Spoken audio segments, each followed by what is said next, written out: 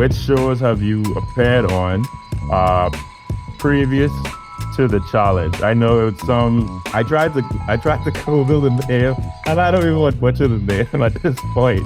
I'm telling you. Please correct me if I'm wrong. Exalton or Oh my god! First, everybody's butchering my name. Now we got butchering my previous show. Gosh. What's going on with you? Are you single, taken, talking? Do you have somebody back who you were talking to on the show? Because I know you and Laura kind of had a little mix going on in there. So walk me through that. Let us know. Let us know what's going on. Okay. Well, to start off, I am 100% single, not talking to anybody. Yeah. So basically, is it okay, you're single and you're interested in like still dating, or people could, come at you in your DMs or meet you and be like, hey, I want to get to know you. Or are you like single and, just working on yourself right now, and then we'll worry about that, or just let things be organic and flow? That's perfect. That's the perfect word, flow. I'm being organic with it. The best things come when you least expect them, So if, I could be, I could just be walking down the street and boom, fall in love right there. Somebody, this amazing girl walks by, we connect, like boom, I'm in, But there's one specific scene that they actually didn't air, and I don't think anybody knows this. Like besides the crew, the cast, I go up against Bananas, and I beat him, and I'm feeling happy, feeling all this, and then Nelson goes on to say Horacio cheated, and I'm hearing this, like, you cheated, like, so I hear that, and I think it's also the first time the house ever heard me cuss. I look over at Nelson, and I'm like, what the F are you talking about? Like, I'm still up here, like let's go, me and you, like F you, like, I was just cussing, and I remember, like, the recent people, they're like, okay, Horacio, okay. Hey everybody, welcome back to ChallengeCentric. We have another hot one. Today, we have Mr. Horacio, who is here. I am so blessed to have him on the channel. I mean, it was really hard to pin you down because I know you don't be on social media and stuff like that. But props and shout out to Olivia, who is the plug for this. I love her, and by watching you on TV, I just love your spirit as well. So yeah, man, I feel as if we really could hit it off and stuff like that with our personalities, and like, I see some similarities, with us. So yeah, man. So I want to welcome Mr. Horacio on the channel. How are you, man? Thank you. No, I'm doing good. Thank you so much, and I'm blessed to be here. Like you said, yeah. Shout out to my ride or die, Olivia. She's killing the game. She knows what she's doing. So I'm glad that she connected us, man. Yeah, man.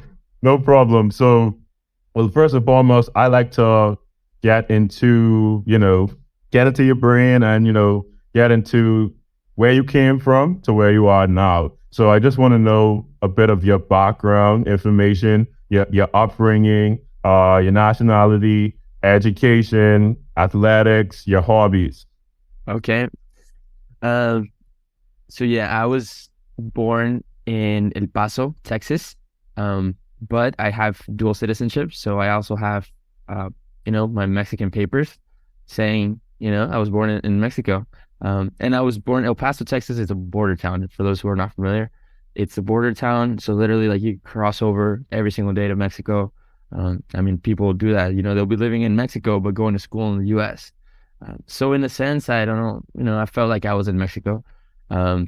Spanish being my first language, didn't learn English till, later in life and stuff. But yeah, my upbringing was pretty much just me playing soccer since I was 5 years old. The story was me not wanting to play. My dad kind of like, hey man, like, come on, try it. First training session I have as a kid, like, and I mean, couldn't write this. I get, like, I'm the timid kid. I didn't want to join the little group, and I get hit with the soccer ball straight to the face. Boom. I take off, like, crying. I run to my mom, and I'm like, I never want to come back. Get me out of here. And my dad's like, no, we're gonna bring him back.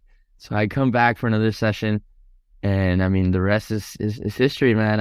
I've been playing the sport since, absolutely love it. And I feel like that's the reason I am the person I am. I mean, obviously it has a lot to do with my parents, but the discipline that soccer taught me, I have adapted that into my life. And I think that's the reason also why mentally I feel just ready for anything, because of that, not because of the sport of soccer, but just what it teaches you, the responsibility, the discipline, the mentality of knowing like how to work as a team, but also knowing how to work with yourself, because you're out there you have to do your job. You have a specific job in the field that you got to get done. So know like, all right, I'm gonna deal with that pressure. I know how to do it because the team depends on me and I depend on myself. So all those little things have made me now who I am, and just so thankful. And that my dad pushed it more than anything. But yeah, my parents' support has been everything. Well, it sounds like you and Olivia's dad, they have some similarities going on there in terms of Yeah. like making sure they push their kids, to be the very best. And it showed obviously in this season. But what position did you play? 'Cause I think Olivia touched on it. I think she said you played forward, but I just want to verify that with you. I Or actually played mid. center midfielder. I'm a center midfielder, kind of like well, I mean, I don't know if people understand. I'm a number 8, like a box to Okay. box. I like to be up and down the field. Yeah. Love to have the ball in my feet. Kind of control the tempo, dictate the game. But then I like to get back and, all right, man, it's time to defend, put in the dirty work. So that's me. Well, speaking of dirty work, because I used to play, I was the captain for my high school team, and Nice. I played sweeper. So sweeper, that's you're managing the offside, and you got to make sure. Sometimes the ref don't see the offside, so you got to backpedal, you got to run back and be like, "Bruh, like what we doing?" What are you doing, bro? How like, much they yeah, pay you? like who making this deposit on your bank account because you ain't working with me that much. So, but yeah, it was really tiresome going back when the refs don't call in your favor when Man, that should actually be the call. So yeah, yeah, it's a lot of work that you have to do. But my coach, because I wanted to play mid yeah. too, but he was like, "Nah, we need you on, we need you on defense. We need you on defense because, like you're saying, like playing that gritty, like dirt, like that's Yeah. defense. You have to stand your ground when you play defense. So yeah, man. But it sounds like the challenge could have a little team going on, like you and center mid. Olivia said that she played. What did Olivia say she played? I think she's striker I think at she's yeah. I think the I think she's strikers a and forward. Yeah, yeah, she's a forward. Yes, center mid. And I interviewed Paulie. I don't know if you know him. yeah. But yeah, he said he played outside back, and then he was like center center. What did he play? Defensive mid or something like that. And then Yeah, I think he okay, played that. So yeah, man, we could have a little team going I on. I think we do really good, man. Get a whole challenge A soccer team with the whole cast. college Whew. soccer team, man. But yeah, that would be cool. So soccer is the only sport that you played growing Yeah, up.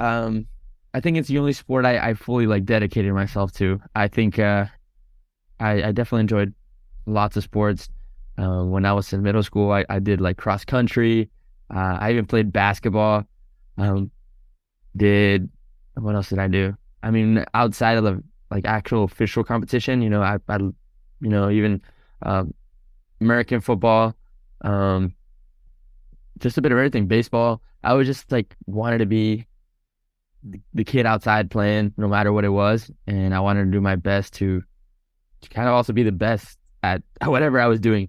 Um, so yeah, I think soccer was just the main one since always like it was like, all right, this is what I want and this is the dream that I want to pursue. So the dream was always like, all right, I got to make it pro. I got to play pro. I got to play pro. And so yeah, once I finished high school, was thankful with the opportunity to go on to play college and get my school paid for, and then continued on to play. I played in Australia for about a Wow, year. that's Yeah, nice. so yeah, that was beautiful. Australia is so You nice, so traveling the beautiful. world, bro. Yeah, I try, and Yeah, man, ain't nothing wrong with that. yeah, and then I got to come back to the U.S., play here with some like second division teams in the U.S. At one point, I went to like Spain as well. Spain was like something else. I was homeless for a bit and I enjoyed it. I mean, it was another experience and it made me grow. And in every kind of way, even as a soccer player. Bruh, It was how it old was are good. you? What's that? How old are you? Right now I am 26. 26? Bruh, Yeah, 26 too. there you go. Heck yeah, bro. So you're born in 1996. 1996, August 8th, 1996. Oh, you August. All right. February 20th. My birthday's actually in Oh man, I mean it's right around the corner. next week, Monday. Okay, okay. What you got Next week, going on? Monday. Bro, I don't even know at this point. My sister just asked me that this morning. She's like, what you want to do? And I was like, I don't know. But I know probably get like some cake or something like that and probably chill with some friends. Keep it light, nothing too Like, fussy. oh yeah, But no, yeah, but it's your day, man. Enjoy yeah, man. I got to, because nobody could do it for me. But it. but yeah, man, that's good. 1996. All right, cool. There We we go. good. We good. We good. So so I want to know, which shows have you appeared on previous to the challenge? I know it's some. I tried to Google the name, and I don't even want to butcher the name at this point. I'm telling you. Please correct me if I'm wrong. Exalton or Oh my God. First, everybody's butchering my name. Now we got butchering my previous show. Gosh. Oh people man. call you Horatio, um, Horacio or Horacio, Horacio. Olivia. Give the people your real pronunciation, please. Let's put a head to this. My name is Horacio Gutierrez Jr. Horacio. Horacio, Horacio. Yeah, very. And I light understand H. it. Yeah, like it's because in Spanish the H is silent, so it doesn't exist. Uh, and I know a lot of people are also trying to roll their R's. In Spanish you only roll your R if it's a double R. So my name is Horacio, and then Gutierrez, that one you kind of Tres. roll. Yeah, there's a double R there. Ah, You know, um, wow. the little things. I know you probably looking at me like, bro, you butchering my name too. Like, No, you no, no. Dude, I'm hold telling up, you, but you said it so much better than a lot of people. I've had even some Hispanics that say my name wrong. And I'm like, dude, really? Come on, you're like, come on, we from the same place. Like, how bro. you Yeah, butchering my come name? on. Like, how you butchering my? Come on, we the same breed. Exactly. Oh man, no. But it got to a point where I was like, just don't say anything. Just take it, take it. It was close enough. All right, I'll turn around if you call me. No, but you have the right to correct anybody, man, including me, if I butcher your name, because I like to get people's names, and spellings correct and stuff like that. I take those serious because that's your name, It's your that's what you were identity, man. given. It's your identity. Yeah, and that's you, Oh So yeah. you defending that, you shouldn't feel bad about it. But I No. get it. I understand it. When you have some interesting names going on and stuff like that, people just take it upon themselves to just They say butcher it. say No, whatever. yeah. Well, I mean, even going back to the show, so it was called it's a weird way to spell it, which trust me, even the first time I saw it, I was like, what is this exactly? It was called Exatlón. Um, so the best way I could describe it is EX, like X, and then at. I think they were trying to go with like an ex athlete kind of aspect or something to the name, because I don't really know what Exatlón means. It doesn't really have a meaning. Yeah, it's just a word they invented. We're like, yeah, we are. They're out here just inventing words, man. I'm like, great, so I'll take it. The Exatlón was the show I did prior to the challenge, the only show I have done besides the challenge, like I said, and it was a very different kind of game to the challenge. There was no reality drama aspect to it. It was strictly competition. Every single day, going out and running like obstacle courses, very quick, like pretty much sprinting stuff. I'm talking about like maybe like go through a minute of a little obstacle, and then you get to the end, which was more like an aiming portion. So the best way I could describe it, you like finish the obstacle, you show up and like, all right, you got to make two baskets, and then boom, you shoot two baskets. As soon as you make those two, all right, now you got to knock down these four pins. Boom, you got to knock them down with like sandbags, and then you got to like make this. I don't know. Sometimes you would have to do a puzzle. Sometimes you would even have to do some math. little things like that. But it all came down to that final portion. You could be the fastest person on the obstacle, but if you couldn't get that last part, they beat you, you know? So it was fun. I absolutely loved it. It was a little long compared to every other show. I was out there. Which year was that? That was 2021. Okay. Yeah, it was pretty recent. Still in the pandemic. Yeah.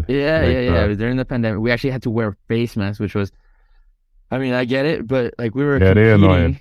Like you would run, and then you come back, and you had to put the face mask on, but you were with your team the entire time, and then you obviously go to the house, and you didn't have to wear a face mask. I'm like, what are you doing? We're just doing this for cameras then. Like, it doesn't look good, man. We're out here shirtless with our shorts on and a mask. I'm like, come on, man. We're in the middle of summer in the Dominican Republic. Yeah, you would have a sunburn of just the face mask. It was not cool. Oh man. So, but for someone like me who obviously didn't watch that, so what are some similarities and differences you can speak on about that versus the challenge? Was it harder? Was it easier? Did you have like elimination style? How did that go? Yeah. So you do have eliminations.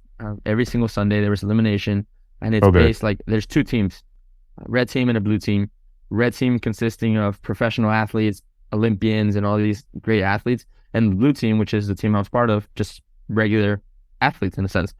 And so yeah, that was the format. And then the final, it would go individual, but only the best 10 would go into the final. And then it was like everybody against everybody, eliminating people on a daily, and then last man standing, last woman standing wins. And so that's kind of the format of that show. So going into the challenge, it was just so different. The first difference right off my bat, top of my head, is obviously the whole drama aspect. Like going into the challenge, you have to do like the whole alliances and all that, which I'm gonna be honest, I didn't care to build. I cared to build relationships. Yeah. But I was like, dude, I'm not here. You don't need that. I was like, bro, if you throw me in, cool. I'll do my best to come back, and if I could return the favor, I will, because I think that's the fairest thing. And that's it. That's all there is, at least for me in that social game. Everybody plays it differently. But that was a main difference. I think my other show, Exatlón, it was more, I don't know, like the people were more relaxed in an aspect. Like we were all out there to compete and win, obviously. But I think just the fact that we knew what we had to do. It was just go out there and compete, and then you were cool afterwards. And the challenge, you do that, right? You do compete, and you're cool afterwards. But once again, going back to the whole alliances and cutting deals, it's like, oh man, like it adds a whole nother stress factor that you're like, oh man, really? And I did my best to like ignore it. I'm like, dude, I'm not even gonna stress, because at the end of the day, like if you want to throw me in, throw Olivia and myself in, you're gonna do it, And if you ask me like, oh, what can you do for me? I can't do anything for you. If you want to throw me in, then throw me in. That's all I could say. So it was just so different in those ways. But at the end of the day, I think they were similar because of that competitive edge that we all had to have. You were competing with some great athletes, and you got to at least myself, I got to meet some amazing people on both shows. On both shows, I still talk and hang out with several of the competitors or challengers, ex-athletes, whatever.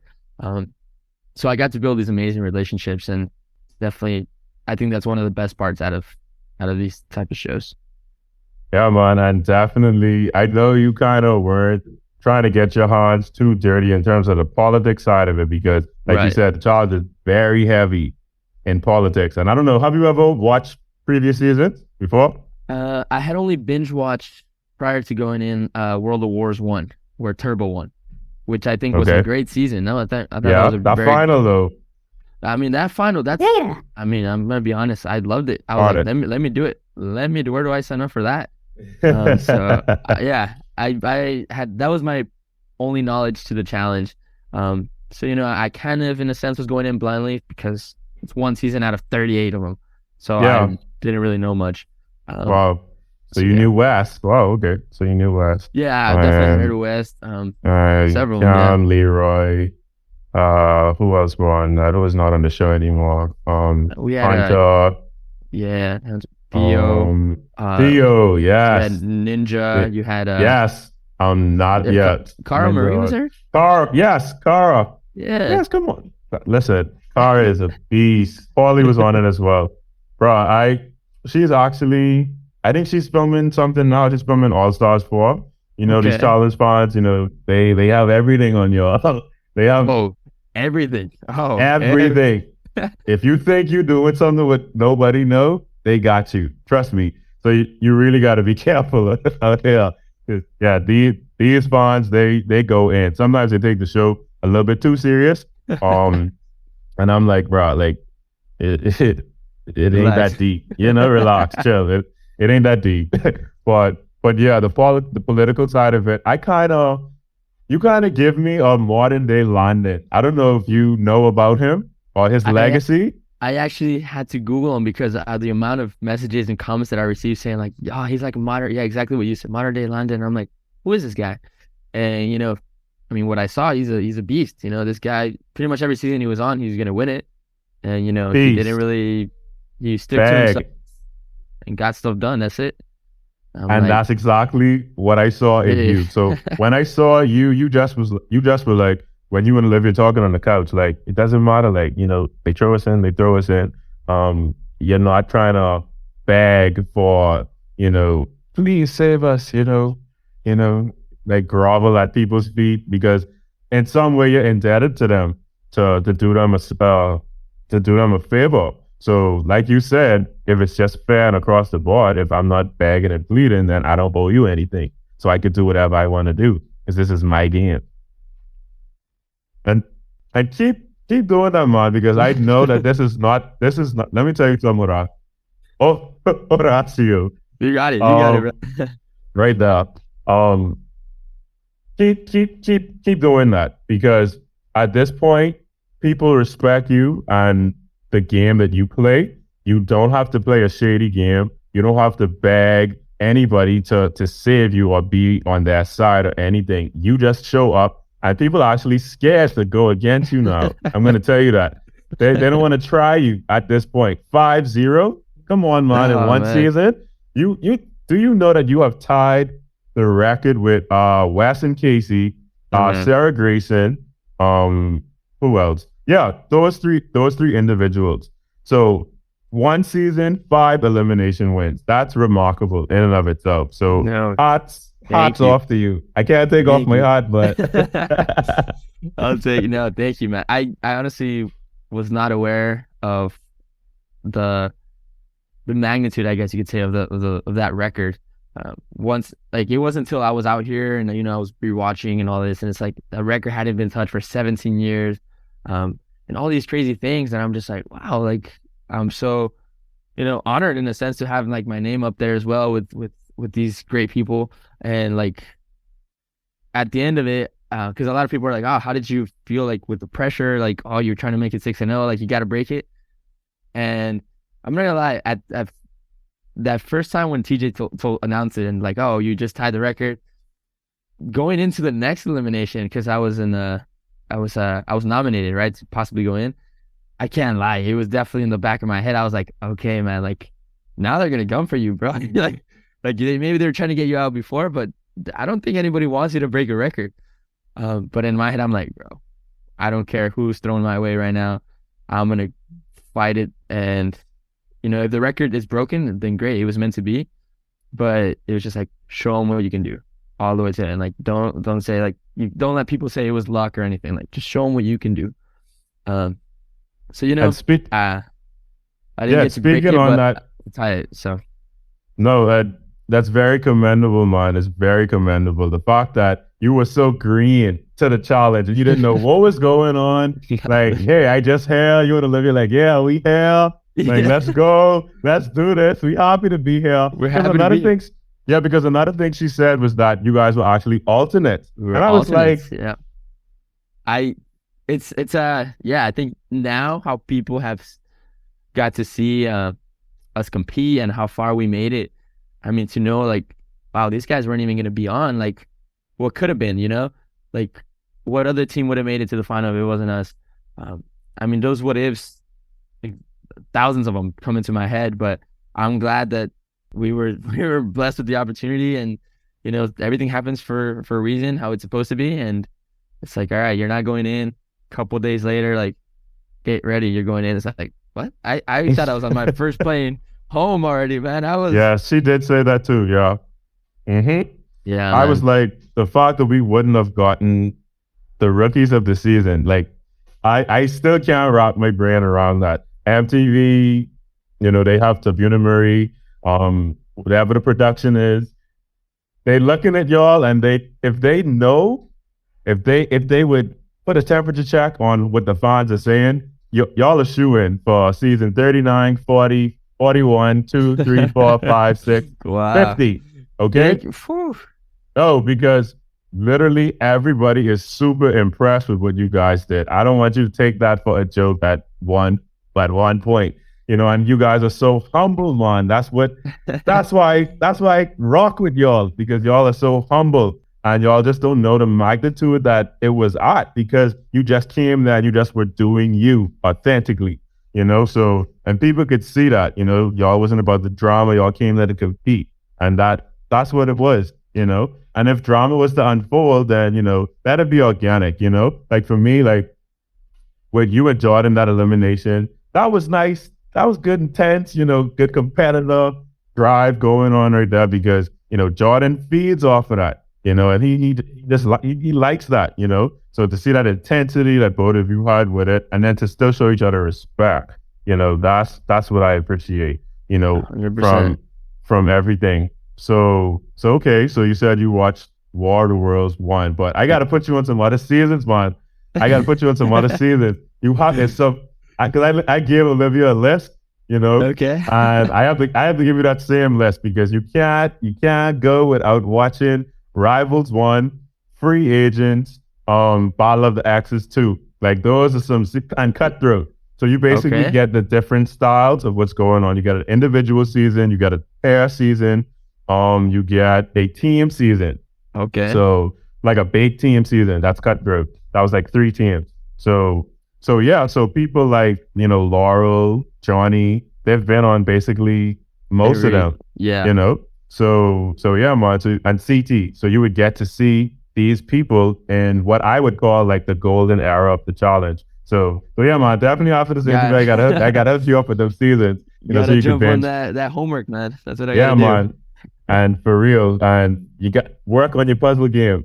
Work on your puzzle game. Make sure that right and tight. Okay? Because the Okay. challenge is basically just puzzles, puzzles, puzzles. So Oh you yeah. never wanna just be like, all right, just brawn, and then you You gotta lose be time because of the good puzzle. all around, man. That's one All thing I around. love about it.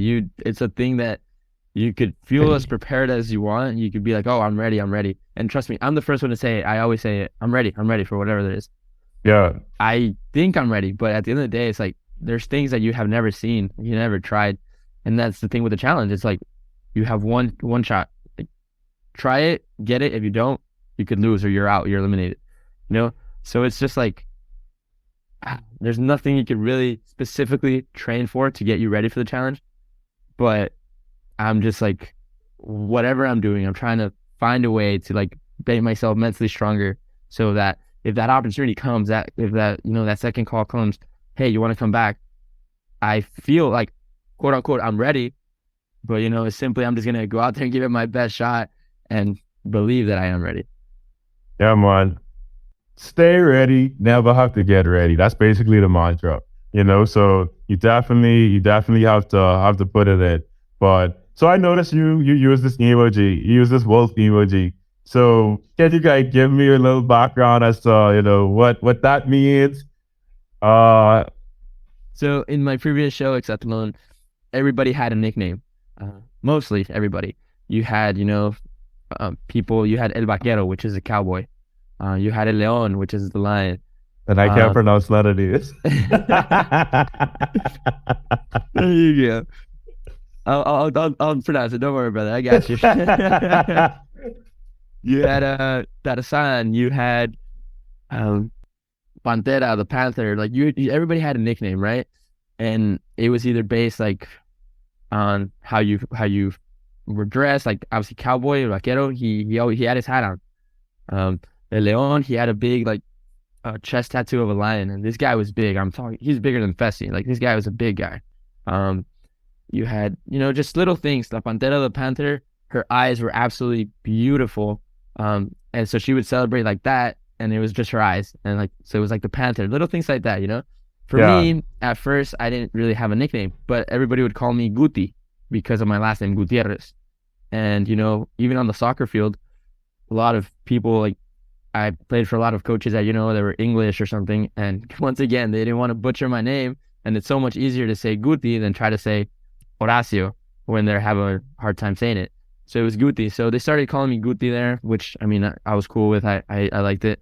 But then it got to a point where I was I was so competitive, and I had a little bad kind of couple days, and where I was like not winning and not doing my best.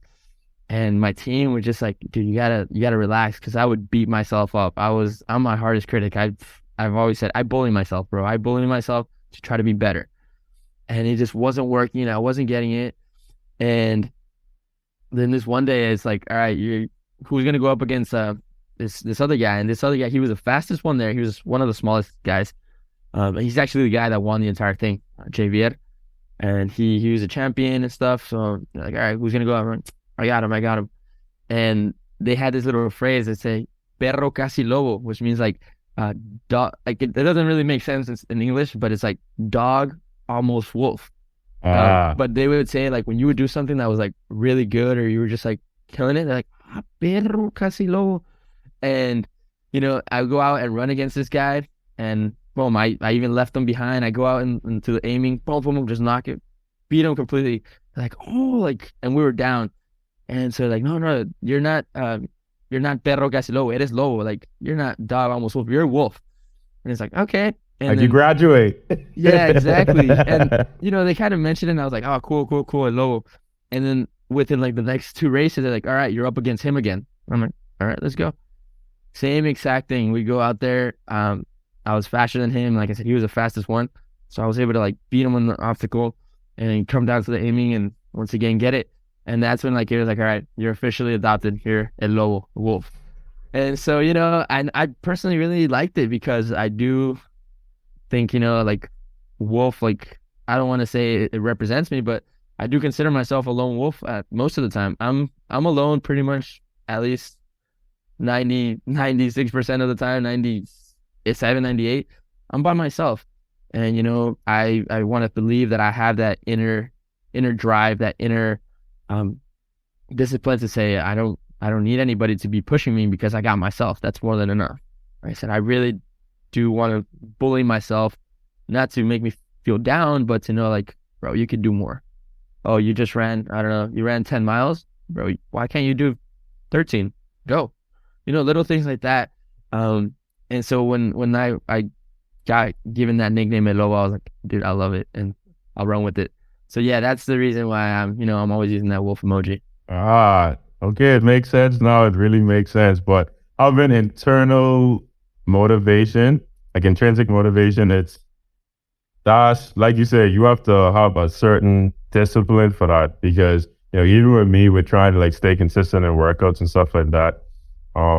Definitely in the past, it's been, much easier. You're younger, you're just more vibrant, you have energy. But as you get older, it's like you have to make it a habit. Like you have to be intentional with what you're doing. So yeah, man, you're very inspiring, man. You're very inspiring. Like No, thank you. I really sense that. I really sense it from you. I gotta have you, as my motivation. No, thank you. No, trust me, I've been working a lot on my mind lately, like my mental strength. I think that's one thing that people kind of don't really use or consider even training. So like for example, at the beginning of this year, I said I'm gonna go out. I'm just gonna run for 24 hours straight. It's like, what? 24 hours straight, go. And I'm not gonna lie, I'm gonna be very honest. I wasn't able to complete 24 hours.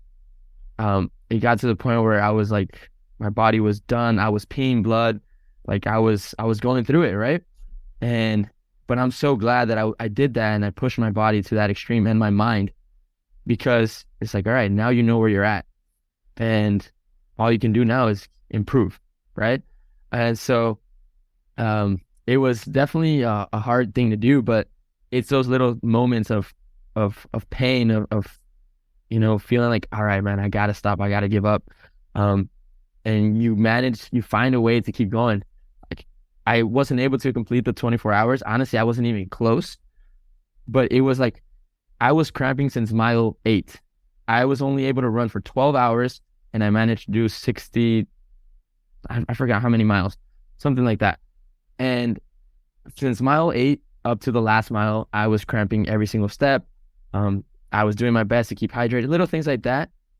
And my mind, even though I was in so much pain, my mind was like, you're fresh. Keep going.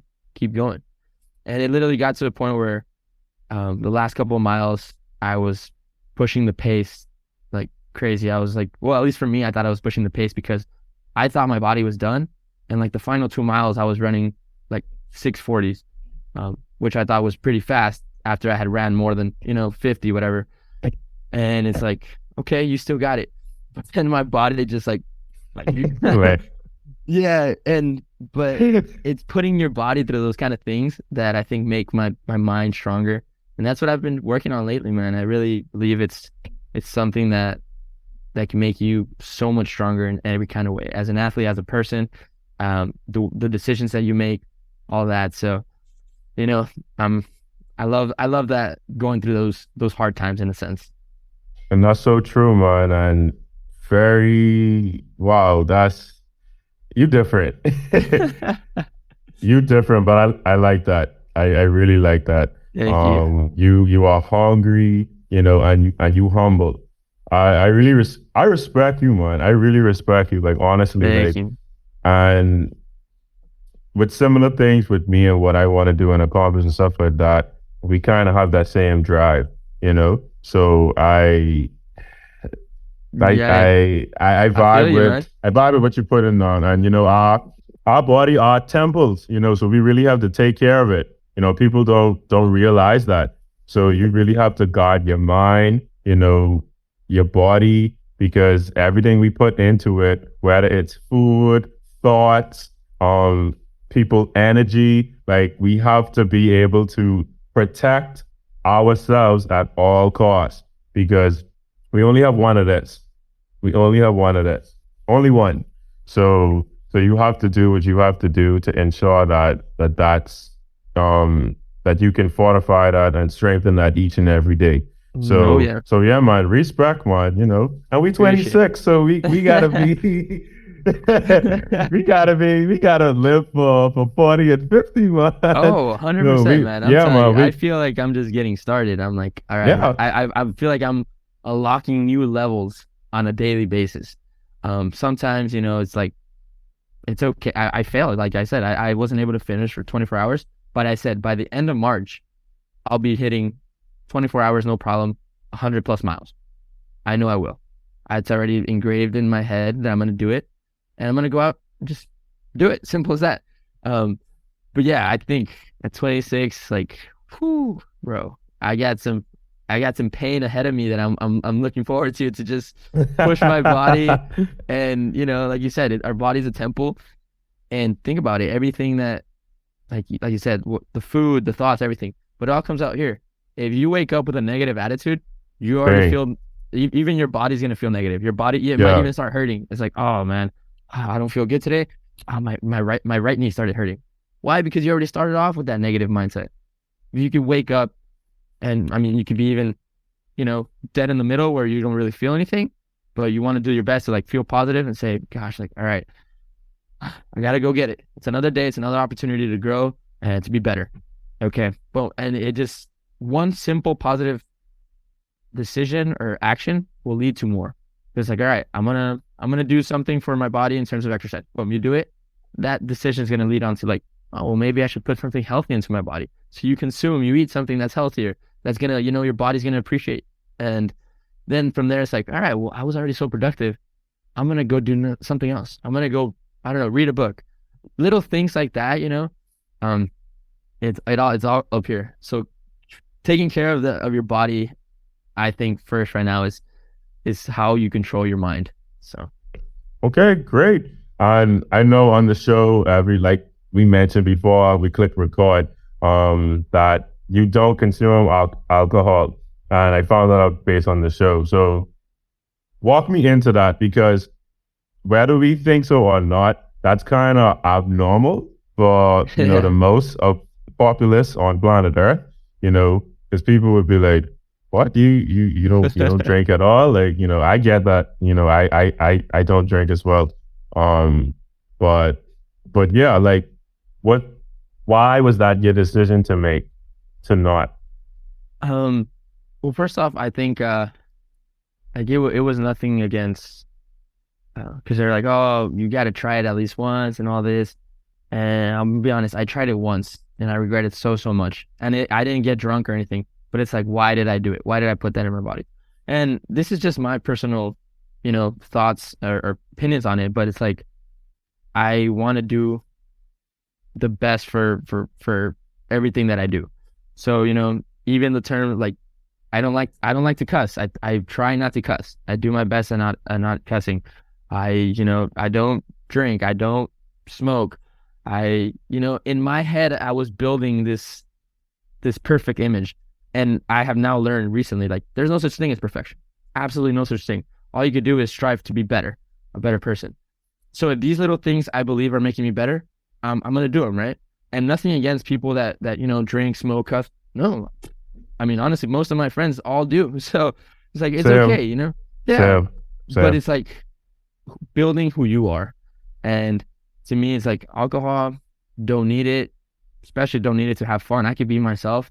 And I think it was actually funny because most of the funnest times I had in the challenge was everybody else getting drunk and me just watching, sitting back and just like eating popcorn, like, bro, make a fool out of yourself right now. Make a fool out of yourself. Like I had Like, you such a got great front row seat, yeah. Oh yeah. And then the next day, like, what happened? Like, bro, I was Let there. me I let me saw tell you, like, yeah, that went down. it. So, I feel like I don't need it, man, at all. And I just, what I think is gonna make me better, I'm gonna try to do. And if I think alcohol is not gonna help me, then I just stay away. But like I said, nothing against it. I've met and played and competed against some of the best athletes.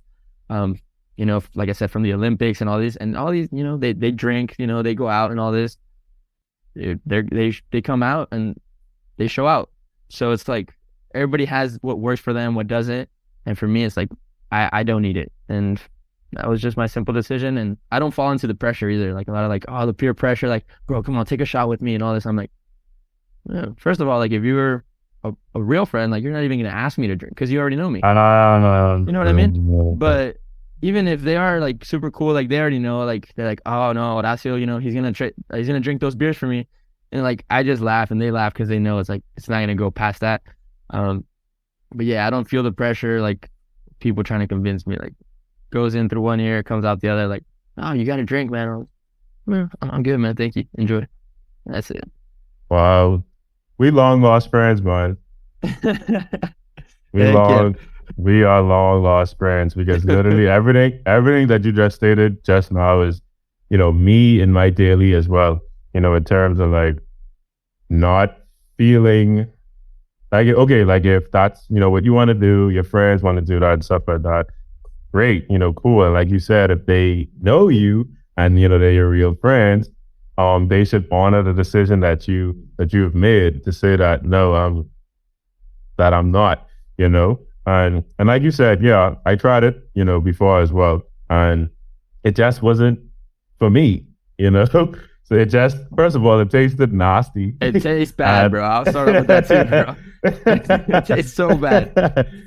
and I was like, why even put this in my body? Yeah. Like, it's like this burning sensation. And I'm like, yeah, nah. Everybody vomited in the morning. Can't remember Oh, what's happening. I would like to know what went down.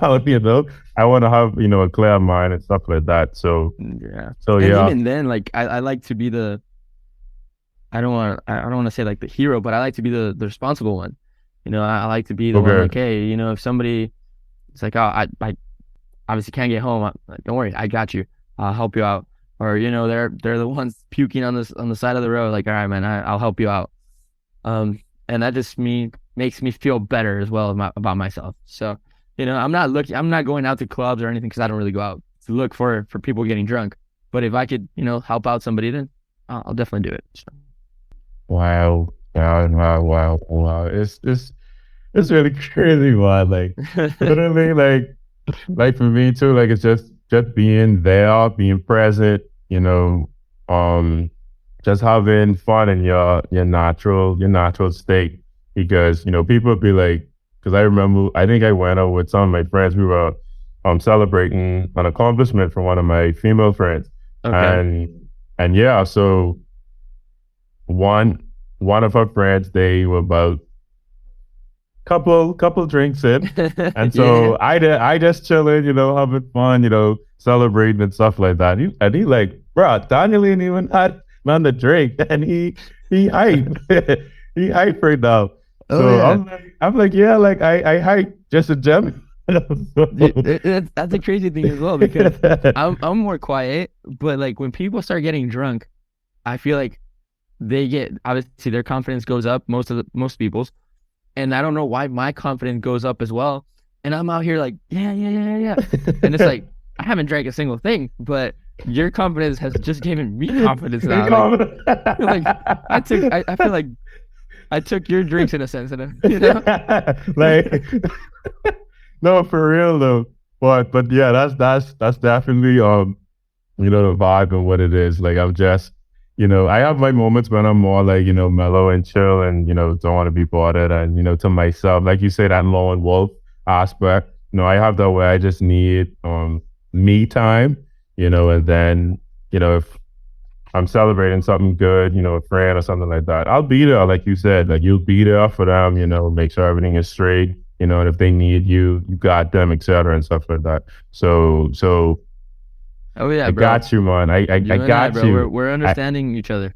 Yes, and I told you, I feel as if we, would kind of hit it off in a sense, just by watching your persona on the challenge, because people would just be like, wow, like, first of all, Olivia said they need to make more of you. And I agree. They need to make more of us because, Yes.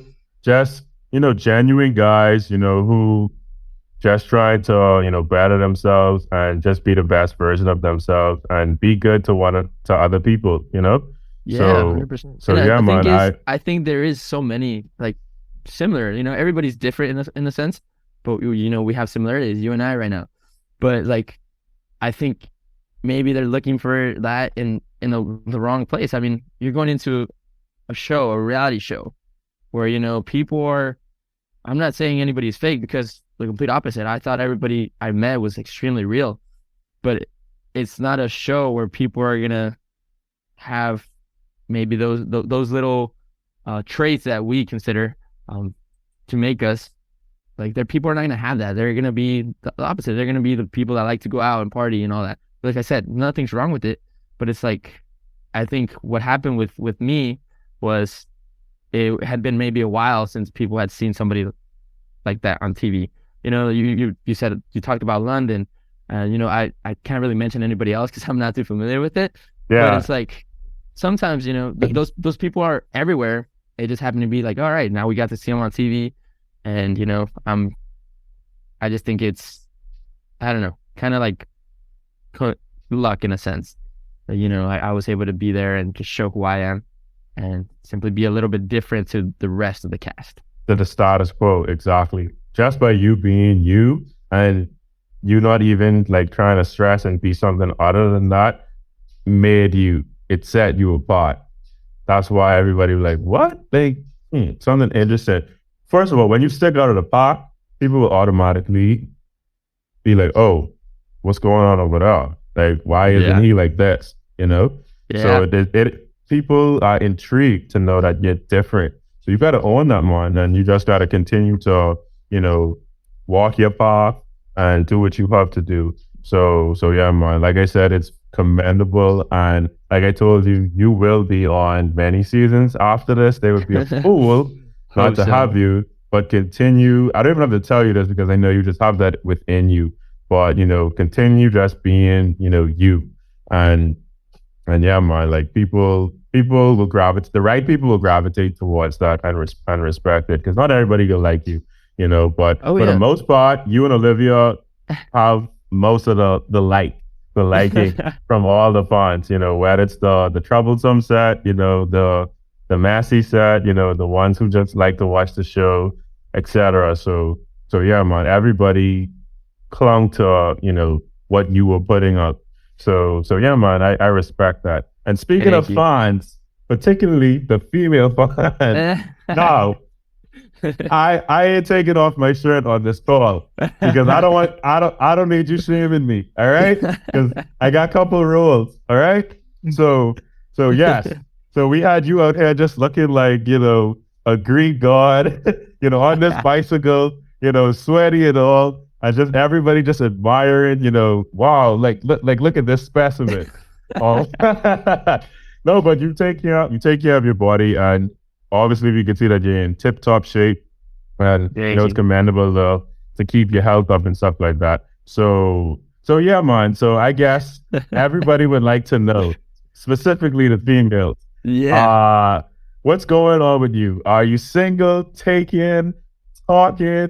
Do you have somebody back who you were talking to on the show? Because I know you and Laurel kind of had a little mix going on in there. Yeah. So walk me through that. Let us know. Let us know what's going on. Okay, okay. Well, start off, I am 100% single, not talking to anybody. Yeah, I don't know what's coming, but yeah, completely single. When I was on the show, I did say like I was talking to somebody outside, and that was the truth. I was single on the show, but I was talking to somebody outside, and I was like, I felt like it was, I don't know, it was just disrespectful of me to be trying to like hit up on somebody else. And I feel like in a sense I still kind of did things wrong because I did get close to Laurel, and I know I ended up hurting her. And I talked to the girl that I was talking to outside. I told her the situation and everything. Um, but at the end of the day, I tried to do everything to the best of my abilities. Nobody's perfect. I just mentioned that, like, just trying to be better. Yep. And That's all you you could know be. that's all you can be, exactly. But yeah, that was my situation when I was in the challenge. So I kind of had to set that boundary of like, okay, like, yeah, I'm getting along with you so well. We click and everything. But it's like, all right, hold on, I can't let this lead to more. um, so yeah, that was my situation. But right now, completely single. I tried it with that other girl. It was short lived due to distance, um, and stuff. So it was like, okay, it wasn't meant to be. And now I'm once again lone wolf. All right. Lone wolf. Lone wolf. Hashtag forever alone too. What? So basically, is it okay, you're single and you're interested in like still dating, or people could, come at you in your DMs or meet you and be like, hey, I want to get to know you. Or are you like single and just working on yourself right now? And then we'll worry about that, or just let things be organic and flow. That's perfect. That's the perfect word, flow. I'm being organic with it. I'm not really like looking for anything, but I also know that the best things come when you least expect them, you know? So if, I could be, I could just be walking down the street and boom, fall in love right there with this amazing girl walks by, we connect, like boom, I'm in. So Yeah. I'm not looking for anything, but close. I'm not closing my doors either. I think I'm not a big like dating kind of guy. I feel like if I like a girl, I'm gonna strictly with her, and I'm gonna try to make that girl my girlfriend. Honestly, like, obviously, I'm sorry if everything's going smoothly, if we're connecting, the vibes right, everything. That's my plan. But I have never been a guy to like, oh, today I have a date with this girl, and then like, oh, it didn't work out. Oh, we'll have a date next week. I have never been able to do that, and I'm just. I'm very awkward. I'm not the best at flirting. I'm gonna be straight Trust up. me, we noticed that with Laurel, and Laurel was kind of like, she was up under you like, all right, like you just I'm like, okay, the sky is blue. Um, I'm wearing block. The time is 9:55. Oh man, Daddy, you got me on point, man. Literally, you got me on point. Trust me, I saw it. I saw it on TV. I was like, bro. I don't know. I've been so bad at it my entire life. Like once I actually feel the flow, like, okay, I think everybody shows a different way of how to flirt. Most of them is like, oh, you're so beautiful and all that. I'm not that guy. At least not at first. You know, I'll definitely love to compliment, but I'm not gonna lead with that. You know, I think I definitely lead with something different. And it's the first thing I think is just me showing that I care for you. Like, you know, very little things, simple questions like, hey, like, how are you? Like, did you already eat today? Hey, let's go out to this. You know, little simple things that to me I think mean so much. I think that's how it starts off, and it obviously continues like that, and then slowly starts to escalate. And you know, I just start building, I guess, sense of my confidence, and that's when I guess my flirtatious energy comes out, because just trying it out like that, man, I cannot. I'm telling you, man, I have maybe in my entire life, I think I've asked one girl, like gone up to one girl and said, "Can I have your number?" And trust me, I was sweating bullets. I had to plan this event for like a week prior. I'm like, okay, man, we got to do this. We got to execute like this. And we gotta. I was like, what if she goes this way? Now you got to go this way. I had to plan it out so hard. I'll tell you, man, I'm not the, I don't want to say I struggle, but I'm just but there's some challenges. Shy. Yeah. But no, but because you are a good looking, you know, guy. So a lot of females, I guess, they would just, you know, use that and be like, wow, like, you know, he looks great. So they just come up to you, and I guess it kind of is easier for you to just be like, all right, now if I like you, maybe I could, you know, have some decent conversation and stuff like that. But I feel you though. I feel you though. But yeah, like serial dating is rough, man. It is rough. Like to just be like, okay, let me schedule this at 12. Okay, I got you at, you know, Wednesday at 3. Hey, it's a lot. It's a lot. That's way too much. Like I said, I have never done it, and I don't think I'd ever be able to do it. Yeah, man. So yeah, man, it's something dating. so like, are you attracted to like personality or like, you know, love? So it has to be balanced, or you're attracted by their mind? You know, what intrigues you? You know, what intrigues me. You know, one thing I think a lot of people lie about is saying that, you know, looks don't matter. I think it's a bunch of lies, because what's the first thing you see in somebody is their looks. You can't see somebody as like, oh, that girl has an amazing personality. Bro, you don't know her. Like, you know, the first thing you see is their looks. So, you know, I definitely am attracted to looks. That's the first like attraction. And then it's like, all right, how are we now gonna, how are the conversations? What are we talking about? You know, I'm more of a guy that I like to get to know people. I'm not substance deep. Yeah, I'm not exactly deep. That's the word, deep. And you know, I feel like nowadays it's more like, all right, let's see how funny this person is and stuff. I think that side of me, that funny side, which I don't know if I'm funny or not, but I think like later, like that I get a little bit funnier. It's like after I hit those deep conversations and getting to know you and all that. Like a childlike energy comes out of you. Yeah, exactly. There you go. Exactly. But it's like at first I really want to get to know you. I want to see what you're about. What do you do like on your off time, like little things, just really get to know you. And I think I love that part of the relationship or friendship, whatever it is you're building, because it's like, I don't know about anybody else, but it's like when you have those butterflies, you know, those little butterflies, like trying to get to know somebody. And even if it's like through a message, through a text, like I know a lot of people have been there when you're sending those long paragraphs, answering so many questions, and then you're asking and they're answering with so many.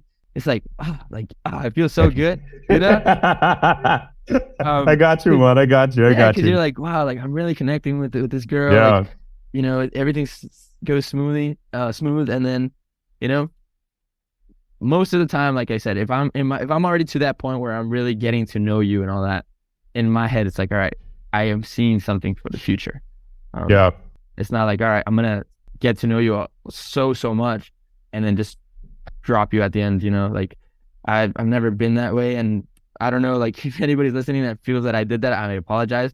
Yeah, because Let's clear it up. Let's clear it yeah, up. let's clear it up. I no, those were never my intentions. I sincerely like to get to know people, and if I'm attracted, that first physical attraction, then I know like, all right, I'm gonna lead it on to something else. Hey, you know, stand up guy, you know. So yeah, it's pretty commendable too, because, you know, I guess a lot of people in your boat, you know, they'd be like, okay, I'm good looking, you know, this girl attracted to me, so let me just, you know, do some stuff, and then just be like, all right, Dude, no, I no, man. dip, and just be like, yeah, that's me. You know, I get what I want, and let me push out. But like you Yeah. say, a lot of people don't get the time to get to know each other, you know, in depth before they, you know, would progress with certain things. But yeah, that's the society we live in. You know, everybody's not perfect. You know, I don't judge anybody. But Everybody yeah, has their way so of doing things, man. Because even the way we do things, that I mean, it's not perfect there, you know. So like if people are hooking up, great, man. That's the way you like to get to know somebody.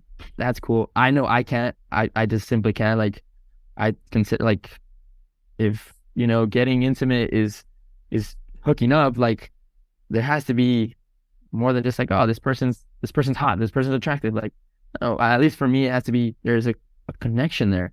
And even then, like, man, I mean, yeah, I'm very, I don't know. I want to say, man, sometimes it's funny. I'm like, was I born in the wrong era? Like, I feel like I have an old mindset, you know, me too. an old fashioned mindset.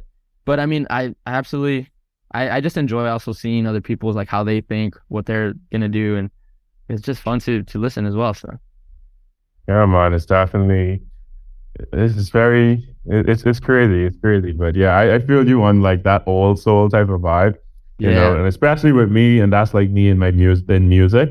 You know, I really feel as if I wasn't born in the right generation, the right era, because I love music, man. Um, nice. but yeah, I don't know if you have, you know, Mexican, you know, Oh yeah, I just, mean, you know, background and stuff like that. all around. Yeah, So yeah, like how was like the music scene in Mexico was it's hot. I saw a video you was doing like a certain dance. Like what dances are, you know, yeah. I native probably to you guys? from Mexico. I mean, you have so much. I think a lot of the dances that we see, like probably like in shows and stuff. Um, you know, when you go out to, like, I don't know, Cancun and all these places, they do like traditional dances, but they go back to like history, like when the Aztecs and all these kind of things, right? Which are dances that we don't really do now. Nowadays, it's more like banda norteña. That's more like how do I say it in English? I don't even know the term, but it's more like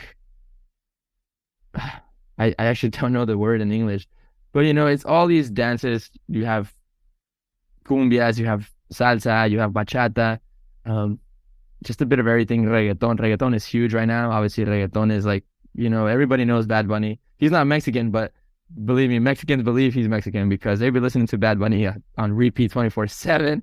I enjoy it too, man. But yeah, I think having that that Mexican blood, it's like you have to know how to dance in a sense. So I was I don't know if you have you been to a quinceañera before? No, but I've No. heard a lot about it. Quinceañeras, man, when I was in higye school, So that they was, lit. oh yeah. I mean, man, you have On a great time. You're 15, you think you're like so top old. of the Like, world. yeah, you're like, Yeah. I own this thing. And looking back, it's funny to think about it. But yeah, I was part what they call chambelán. Chambelán is like uh, the guy that kind of presents the quinceañera, the girl who's turning 15, and he, okay. you know, he's like her, how do I say, like the special guy in a sense, not necessarily boyfriend. It could be a cousin, it could be a brother, but Uh, somebody that's really special to the girl. like And I an had, like an honored guest or something. in a sense, In yeah, a but sense. yeah, because also they do usually quinceañeras, they have like a dance, they have a fun dance and all this, and the chambelán gets to dance with the main girl, the quinceañera, whereas all the other guys and the other girls, they dance with, they have their partners and stuff. So yeah, I mean, thinking back to that, I think it's definitely part of the culture to just go out there, have a good time, dance. I'm not the best dancer, but I do what I can, and yeah, it was fun, man. I definitely. Once you got rhythm, you good, man. What's that? Once you got rhythm, you good. Yeah, exactly. Like it's those first. It's kind of just like you're saying, breaking that ice, man. I might not be like too confident those first couple steps, but then you put something that like break the ice. It's like, okay, I'm feeling it, and it's like, all right, try to sit me down now because I'm gonna be out here dancing. Like I'm on the floor. Yeah. Yeah, man, that's good, man. Have you ever been? Because I'm from the Bahamas. Have you ever been up? No, never had the pleasure, but I would love to hit up the Bahamas. I've been close, but never really been. Come on, man. Come on down. Like you want to live here, I gotta come here, man. Oh, dude. Cause she hasn't been either. So I think that's your next trip, right there. Wow, that's your next trip, man. That sounds amazing, man. Yeah, man. Hit me up. Let's go. Oh hit yeah. Hit me up. But yeah, man, that would be so dope. But yeah, two of my other friends, they're from the States, so they're gonna be here in July. So I'll throw them around and stuff like that. So yeah, man, that should be a lit time. That should be good. Yeah, that sounds fun. But yeah, man. Speaking of Olivia, your partner, your ride or die. Yep. I just can't stop talking with y'all. Like y'all just were not pair, man. So I just want you to briefly describe your relationship with her and how did you guys get casted in terms of did you reach out to her? Did she reach out to you in terms of getting on the show? Yeah. Well, first off, our relationship, just amazing, a unique relationship. Well, now a lot of people also are like, oh, were you guys more than friends? Always just been friends. And I think that has made our relationship so much stronger because I think she mentioned it before. She feels like she doesn't have a lot of male friends that don't want anything else with her. Like she feels that every guy that she talks to, like, oh, they might want something more. And with me, because first of all, I'm never looking for that. And so I think she understood that immediately. And it's like, I respect you so much and I care for you. And so I'm going to be here for you. So our relationship is a great one. I think it grew so much from the challenge. We were tested at points. We had a little hiccup at one point with that mini final and I blew up. But I'm so thankful that it actually happened because it just made our relationship so much stronger. It goes back to what I was saying, you got to go through these tough times to grow. You learn from these tough moments. And that was a perfect example because, it was the first time I think on national TV that I've been called excuse my language, but I was called and I'm so sorry to say it. I apologize for the language. I don't cuss, but I had to say it. And it's like, wow, like it got to that point, but it was, like I said, it was a blessing in disguise because it made our relationship stronger. We came back knowing what we needed from one another. And I think it just made us a lot better. But yeah, like our whole story started back in 2014. That's when we met. And we met out here in Phoenix because I'm actually currently in Phoenix right now. And I was studying out here in the university. I went out on a rare occasion that I go out. I went out with the soccer guys and, they kind of just start flirting with her, start talking to her. And I'm over here, me, lone wolfing it as always with some water in my head. and I think that, I don't know if that got her attention. Like, oh, like, what are you drinking? It's like, oh, water. And it's like, what? And then we just kind of started talking and, kept our relationship going. I transferred out of that school. So I left. I went over to Mississippi. And that's when, like, all right, we just kind of kept in touch. And she goes on to do Love Island. I go on to do Exatlón, unplanned. At least for me, I was never thinking about doing reality TV. And it's like, oh, we both come out. It's like, you just won Love Island. Heck yeah, nice. Oh, I was just on this show. Cool. And long story short, when the challenge is brought up, I didn't know what it was about. I mentioned it to her and she's like, oh, I'm also like in the talking with it. It's like, really? Well, with who? And it's like, oh, it just happened to be like, oh, you're working with this agent representative. It's like, so am I. Like, what? And it just like clicked, and it's like, well, the theme is gonna be ride or dies, and I think it's probably like the first season where they actually, or I don't know, I think it is one of the first seasons where they actually let you bring who you want in a sense of your partner. And yeah, it's like, all right, you and I, let's go out there and do it. So that's how it kind of all came to play. I know So for it was a her, so it was like simultaneously you guys were just drawn to be towards one another. Or you said, "Hey, Olivia, this is happening, and I want you to come on." Or Olivia was like, "Oh, Horacio, let's go." no, I think it was simultaneous. I Like a don't mutual know. thing. All right. Yeah, exactly. I don't know. At one point, she did mention that they were talking about her bringing somebody from Love Island. I think she was possibly going to be partnered up with Johnny Middlebrooks because they were both from Love Yeah, Island. she did say that. Yeah, yeah, yeah, Yeah, yeah, so yeah. it's like, that I mean that could have been a great pairing as well. I mean they're both amazing. And for myself, because I was coming from a show that nobody knew or anything, and they're like, oh well, we like them, like, but maybe not with Olivia. Do you have anybody else like possibly from your show? And believe me, I thought of so many people from my show, and I would love to start bringing, like, if I could be that guy to like start pulling people from my show, I would Right, love it. right. Yeah.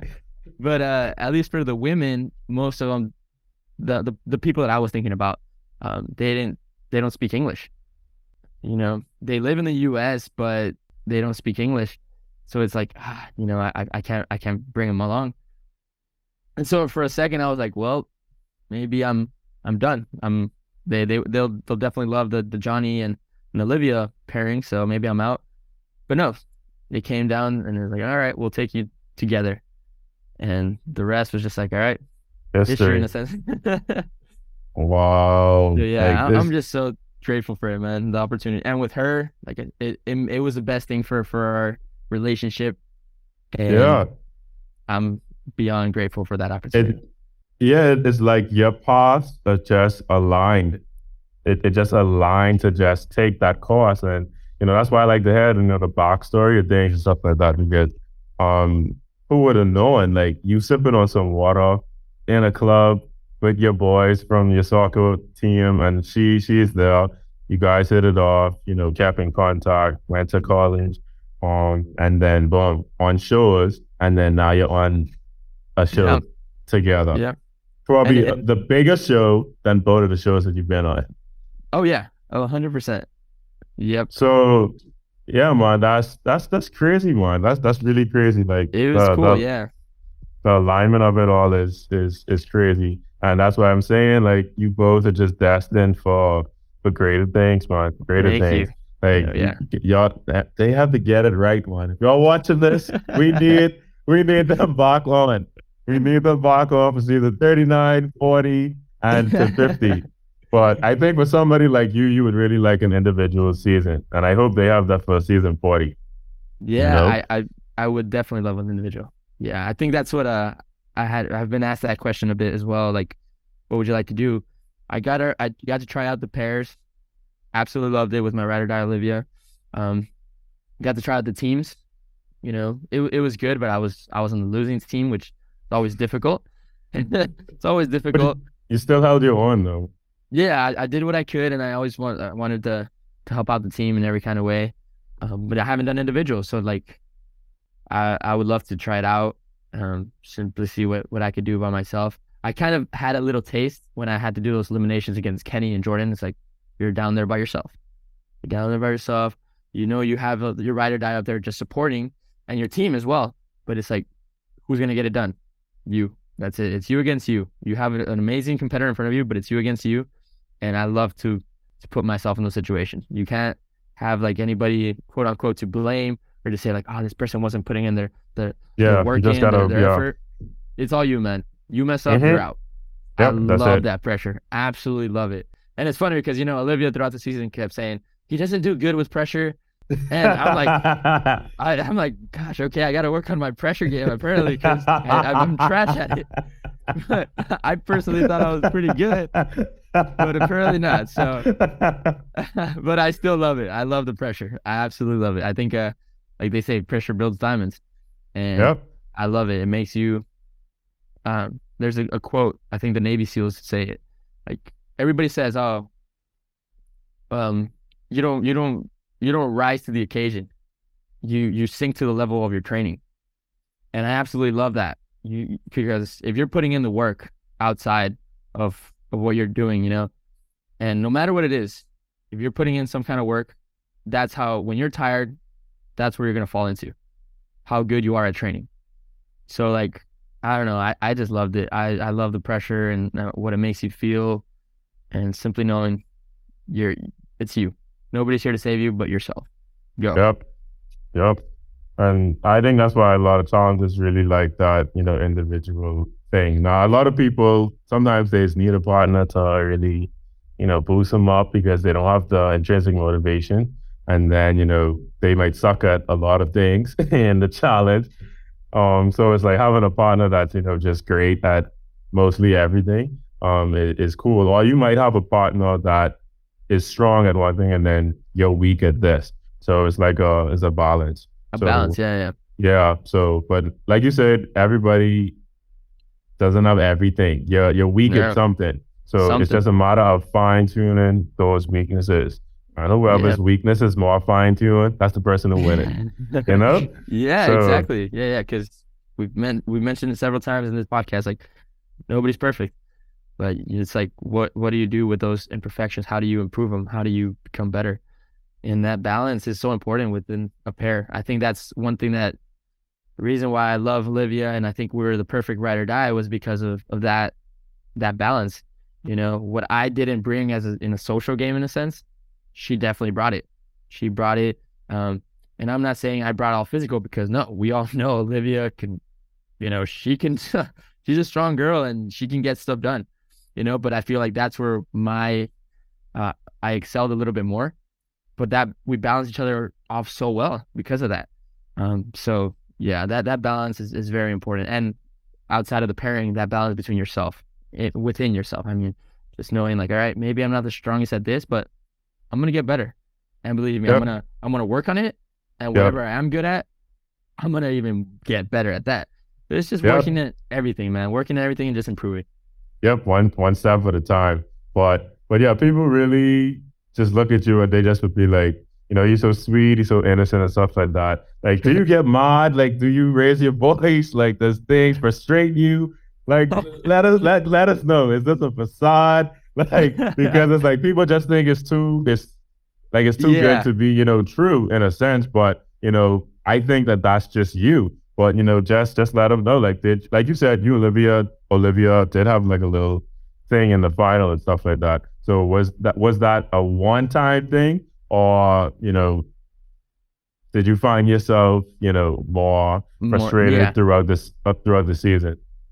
I know maybe people don't believe it, but I get so mad. I get so mad. I get so frustrated with a lot of things. So mad.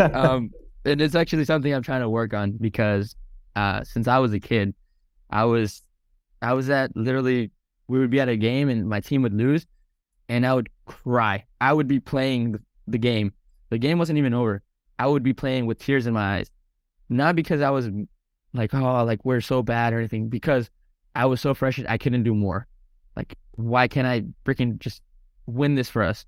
There was times where I was able to, but at the end of the day, especially in a game like soccer, it's 11 against 11. One person can only do so much.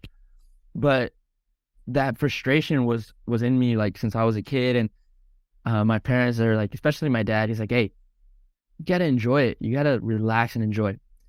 And I do. And that's the one thing that I feel like my dad doesn't understand. It's like, I do enjoy it, Dad, but you don't understand. I want to win at everything. I want to be the best. I want to do this. And so in the challenge, I think people they're like, oh, this guy doesn't get mad. Believe me, in the inside, I was like, oh gosh, like I was burning up. So it was a more internal thing. Oh yeah, but I loved it, because that internal fire is like what kept me going as well. Like, it was another extra motivation in a sense. And when we were in a team, I think that's when people saw it most, that I would get frustrated. When I was with Olivia, like, I would get frustrated, but it was like, okay, like, we're good, and it was just me analyzing, like, what could we have done better? What could I have improved on to help us win, to help you? But as a team, when we were just getting L after L, I was getting so fresh. And the worst part was the other team walking around being cocky, saying, "Oh, that other team wishes they were us." And man, hearing those comments, and I'm like in the gym, like working out, and Bananas would walk by and say a comment like that, Vessel and all that. And I'm like, oh my gosh, man, like, come on, like It let is. me go at this Yeah. again. Yeah. But Trying I to did grind my your best gears. to just like use that as fuel, 100%. There's only one time that I actually blew up.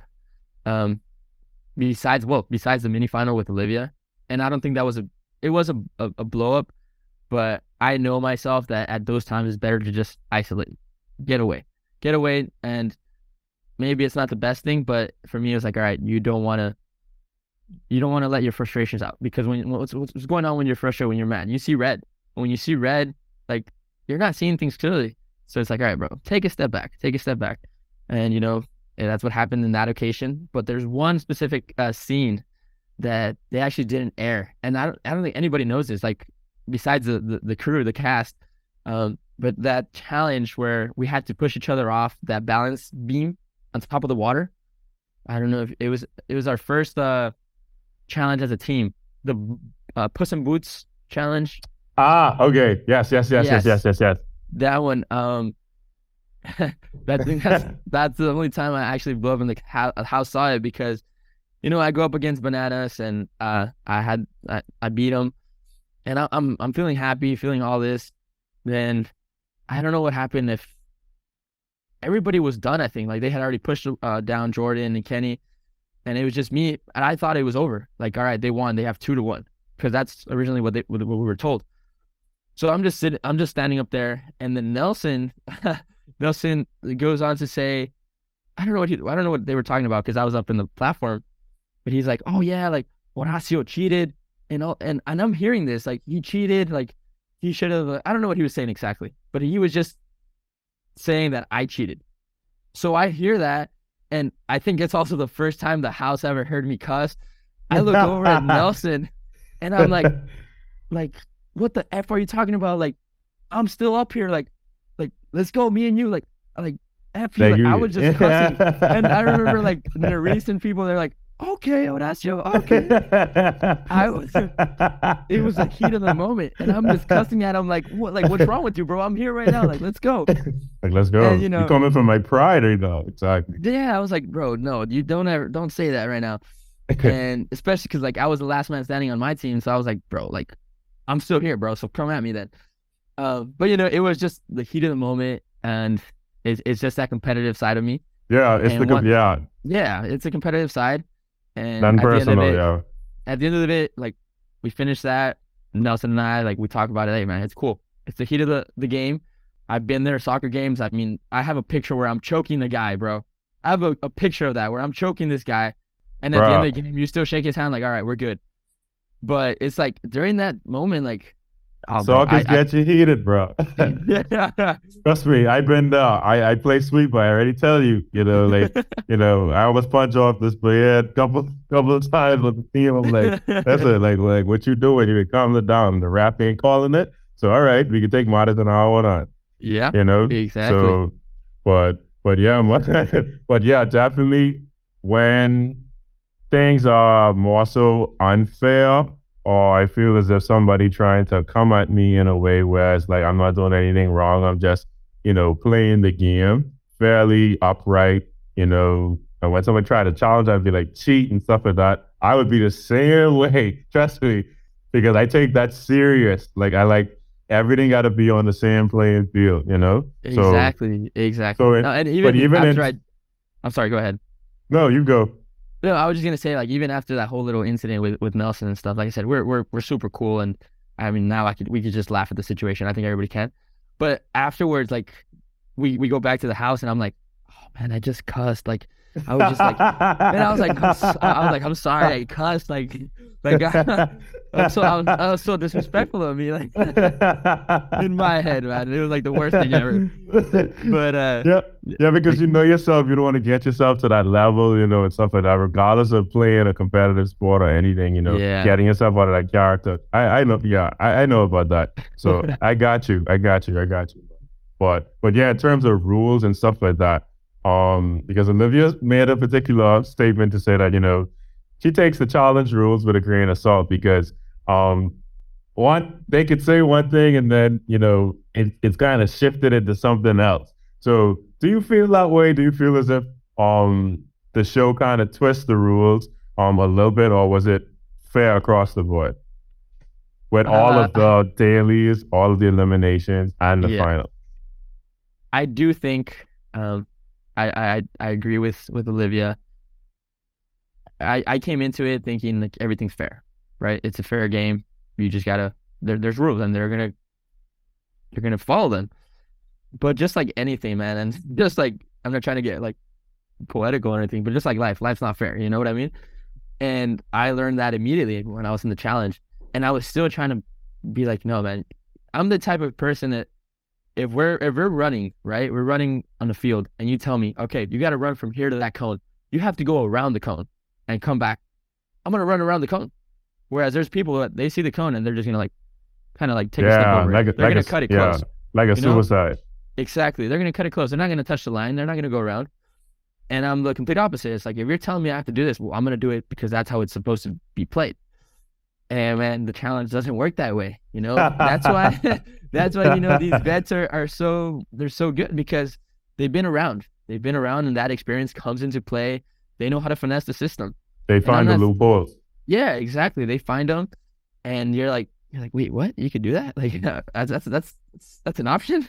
So, I do think the challenge rules I want to say about a solid 90% of them they follow them, but there's those tiny little that last percentage where it's like wait, I thought you couldn't do that, or how did they do this? Like, wait, what? So yeah, if once again if we get that second opportunity, now I know you will hopefully you will. Let's speak it into existence. You will. Remember, it's a mindset. The mindset. You will. That's true. That's true. You will. There you will. Go. I love that. We speaking it, man. We speaking it. That's true. We speaking it.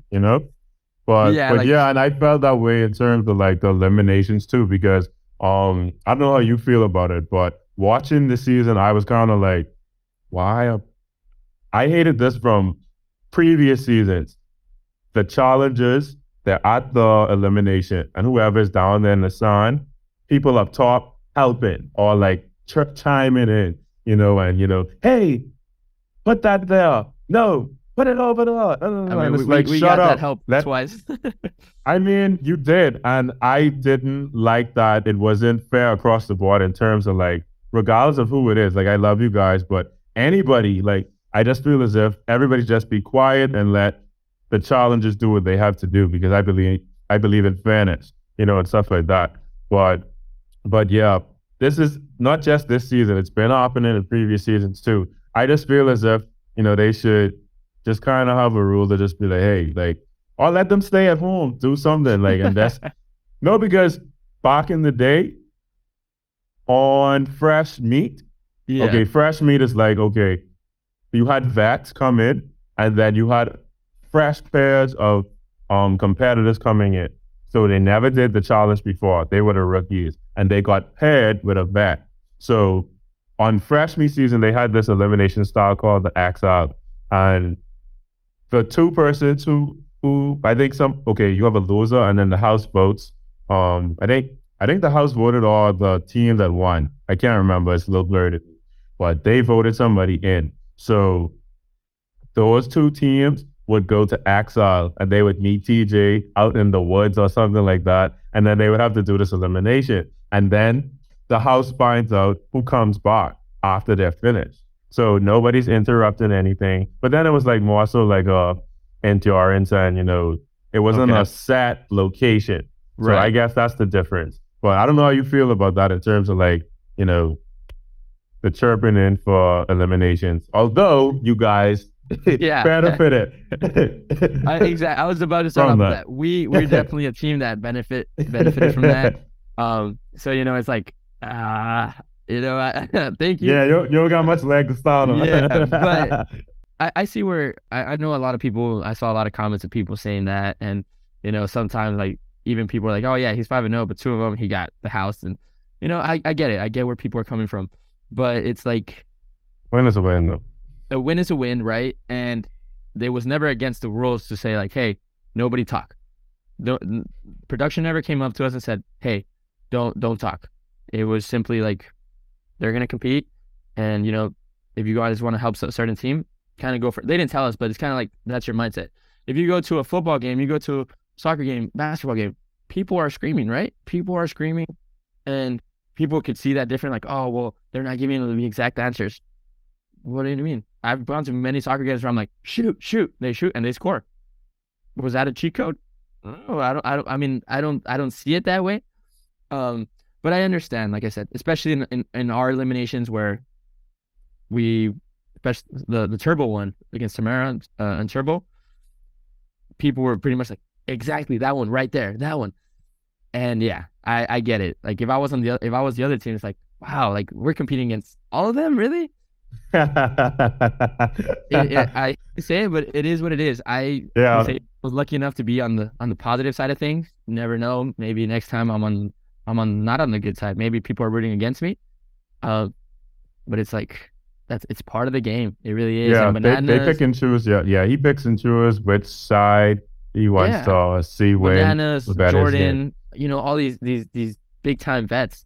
They're like, it's always been like that. He's like the peanut gallery. That's what he calls it. The peanut gallery has always been able to help. Always. He's like, and I've been on that other side where they don't, and I still win. So it's like, it's a, I guess, controversial topic, but at the end of the day, it's like, there's nothing really against the rules that we're going against the rules, and you're going to be cheering on for the team that you think is going to best help your game or all that kind of stuff. So I don't know. I personally am thankful for the peanut gallery because they definitely helped us. I can't lie. But I will say something though. I think that edit against Turbo and Tamara, they made it look like we were completely lost, where we weren't. They did get that first one first. They got one first, but then we got, I think, 2 or 3, and we were up. And it's like, obviously, the more you get, the easier it is, because now you have less that you have to turn, at least in that memory puzzle. So I do think, we still would have won. Maybe it would have been just cut a little bit closer. But I do think that we would have won. And then the one against Jay and Michelle, that one I'm just going to say thank you to Peanut Gallery, because I had no idea what was going on. I promise you, man, I cannot hear a thing. So like when people are like, oh, what happened to like Jordan, Nani, everybody's like screaming to the top of like Olivia.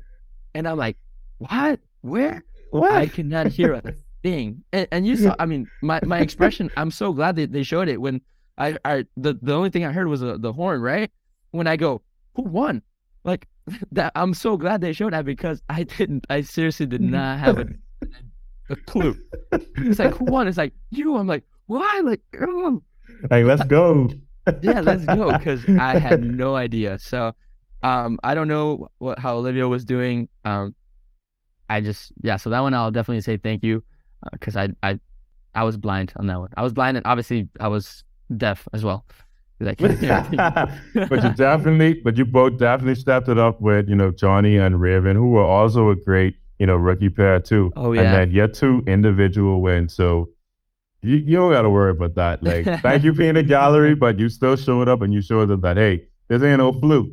Like, we out here and we doing what we got to do. All right. Yeah. So yeah, man, it's really cool. So which charm did you respect the most, or you feel as if you learned the most from? So if you want me to fresh the list, we had Johnny, we had Jordan, we had Darrell, Turbo, Laurel, Veronica, Casey, Amber B. Yeah, I mean, the entire group, I definitely, I said it multiple times, I respect them all. And not just as challengers, but as people. They were all amazing.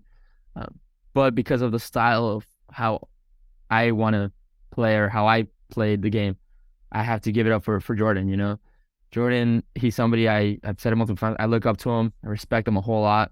And nothing against these other challenge champs, but it was just like, I definitely clicked with Jordan. We were rooming at the end, and we would be out there getting stuff done. We were out there just kicking the soccer ball. We were throwing the football. playing catch, hitting the gym, running. And it was just like a very, very good, unexpected like relationship that I built because I mean, you're talking about, one of the greats. So it's like, yeah, I come in as a rookie and he might be cool with me and stuff. But I think our relationship is a relationship that goes beyond the game. I could call Jordan right now and it's like, hey, bro, what are you up to? Like, I'll be hitting you up LA and, we'll hang out for sure. We'll hit something up. And not just that, but the type of people, everybody knows who they want to surround themselves with. And, I'm a guy, as I mentioned before, I love to compete. I love that like, all right, push me to my limits, let me go against somebody that is better than me, at least on paper. And let me see what I can do. And if they beat me, I love that because now it's like, all right, bro, you got to get better. Yeah, and I come in for you in that too. Yeah, and so with like Jordan, like I said, if I were to go to LA, it's like, bro, let's go for a run. I know, like it's be like, all right, man, let's just go for a light 3 miles, and out of nowhere, we're pushing the pace. I know we both be pushing the pace. Like, all right, bro, now we're gonna hit up 6 miles, and we're going. It's like you finish, like, dude, you want to bike right now? So you bring out the best of one another, and I think that's the relationship I have with Jordan, and I just respect what he's done. This guy has no excuses. He puts no excuses up. He gets it done. He finds a way. He's strategic. Yeah, put up or shut up. Yeah. Yeah, exactly. So, I definitely respect him a lot. I think also a person that people don't give enough credit to is Amber. Amber is she's a force. Yeah, speak on Amber because the house they continue to just have Amber's persona and name in a bad light, in a sense, like, oh, it's a fluke. She isn't this nice, she does this. She's trying to be strategic. What is it a fluke? What was your experience with Amber B? Because I'm lost. I don't get it. Yeah, I can say only positive things about Amber. Her and Chauncey. They're first off, they're an amazing couple. So happy for them, and she's pregnant. So she's pregnant. Yeah. Yeah. Congrats, to Amber. Congrats to her and Chauncey. They're amazing. And I don't really understand where all that bad talk or energy about Amber was coming from because my experience with her was awesome. I was always, well, not always, but a lot of my time I was third wheeling with them. I was just like they were over there, hugging them. I'm just like, hey, what's up, guys? Hey, like mom and dad. Exactly. And she's I think with her, she's a very, very emotional person. And, everybody different. I consider myself a very emotional person, but I try my best not to just like show it because people, especially in a game like the challenge, people will take that and use it against you. And I think that's what happened with Amber, that she is this very extremely nice girl and she's out there complimenting people. And I want to say her energy is amazing. She had throwing around positive vibes, positive energy. And people would read into it in a negative way, like, oh, why is she being so nice? Like, why does there always has to be, why does it, like, they're always looking for something negative in a sense, like, oh, she's too nice. Something has to be going on. Like it's calculated. Right, exactly. And maybe, people are like, oh, he's a rookie, he's naive, he doesn't know what he's talking about. But I got to live with her. I got to experience and build a friendship with her. And it was nothing but positive. And I know that, she was going also through a tough time, personal problems. And even with that, she managed to fight, to stay in it. Every time we had to compete, she wouldn't back down. She's a fighter. I had like I said, I mentioned in the channel, the honor of being her partner for at least one event. And I mean, working with her was amazing. It was like straight to the point. Let's get it done, Amber. Mm-hmm. And there was like no, oh, I can't do it. Or wait, what if no. She just knew what she had to do. We got it done.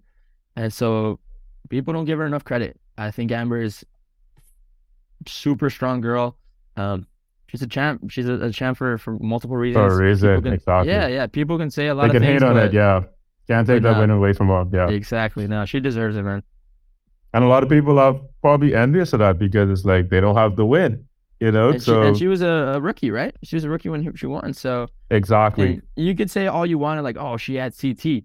I personally don't know CT, and I know people consider him the GOAT, the best ever.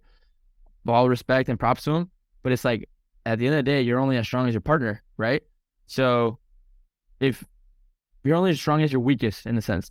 So if they consider her the weaker one, I mean, she was still stronger than everybody else because they won. You know what I mean?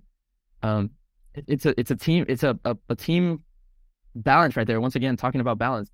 CT couldn't do absolutely everything for her, and maybe I haven't even seen the final what they did, but I know that she had to pull her weight. I know she did, and so that's why she's in champ. So exactly. But yeah, like people always try to come at you when one, you're doing what they wish they could have done. You know? So if they ain't making noise, if they ain't hating, then you must be doing something wrong. oh So yeah, so yeah, man, shout out to Amber. Like she's very fast, but she's always she seems like the sweetheart, like yeah. she's from the South, how she was raised and stuff like that. She always talks about that. So it's like she's even puzzled to know like why do people always think that this is Yeah, disingenuous, it's I'm literally just being nice because I'm a nice person. But people, because they're not like that, they just think it's a fluke or like it's it's made up. And it's no. But I could specifically say like, even like over here, we just have a way, we have like a hospitality type of thing, where we treat people, you know, with respect and stuff like that. Now we could be better with one another, but but yeah, like that's just what it is. But there was one oh yeah. particular guy on the season who just had your name in his mouth. Um, and I just was like, "Do you want to be him? Like, what? Like, what's going on? Like, you with Laurel, everything is cool, and then, he has to insert himself and be like, all right, I with Laurel now, yada yada yada. I think you already know what I'm talking about. Yes, sir. It's Fessy, and I just want to know, like, were you worried about him in the game, or even with that whole Laurel situation, like, what was your take on that? Are you guys cool? What's going on with that? Yeah. My relationship with Festival, it was like, I mean, zero to none, at least at first in the game. Like we didn't like he's a quiet guy as well. I wasn't the quiet type. He would talk to, I guess in a sense, his people, and I would do the same. And when it came down to competition, I have much respect for him. He's a heck of a competitor.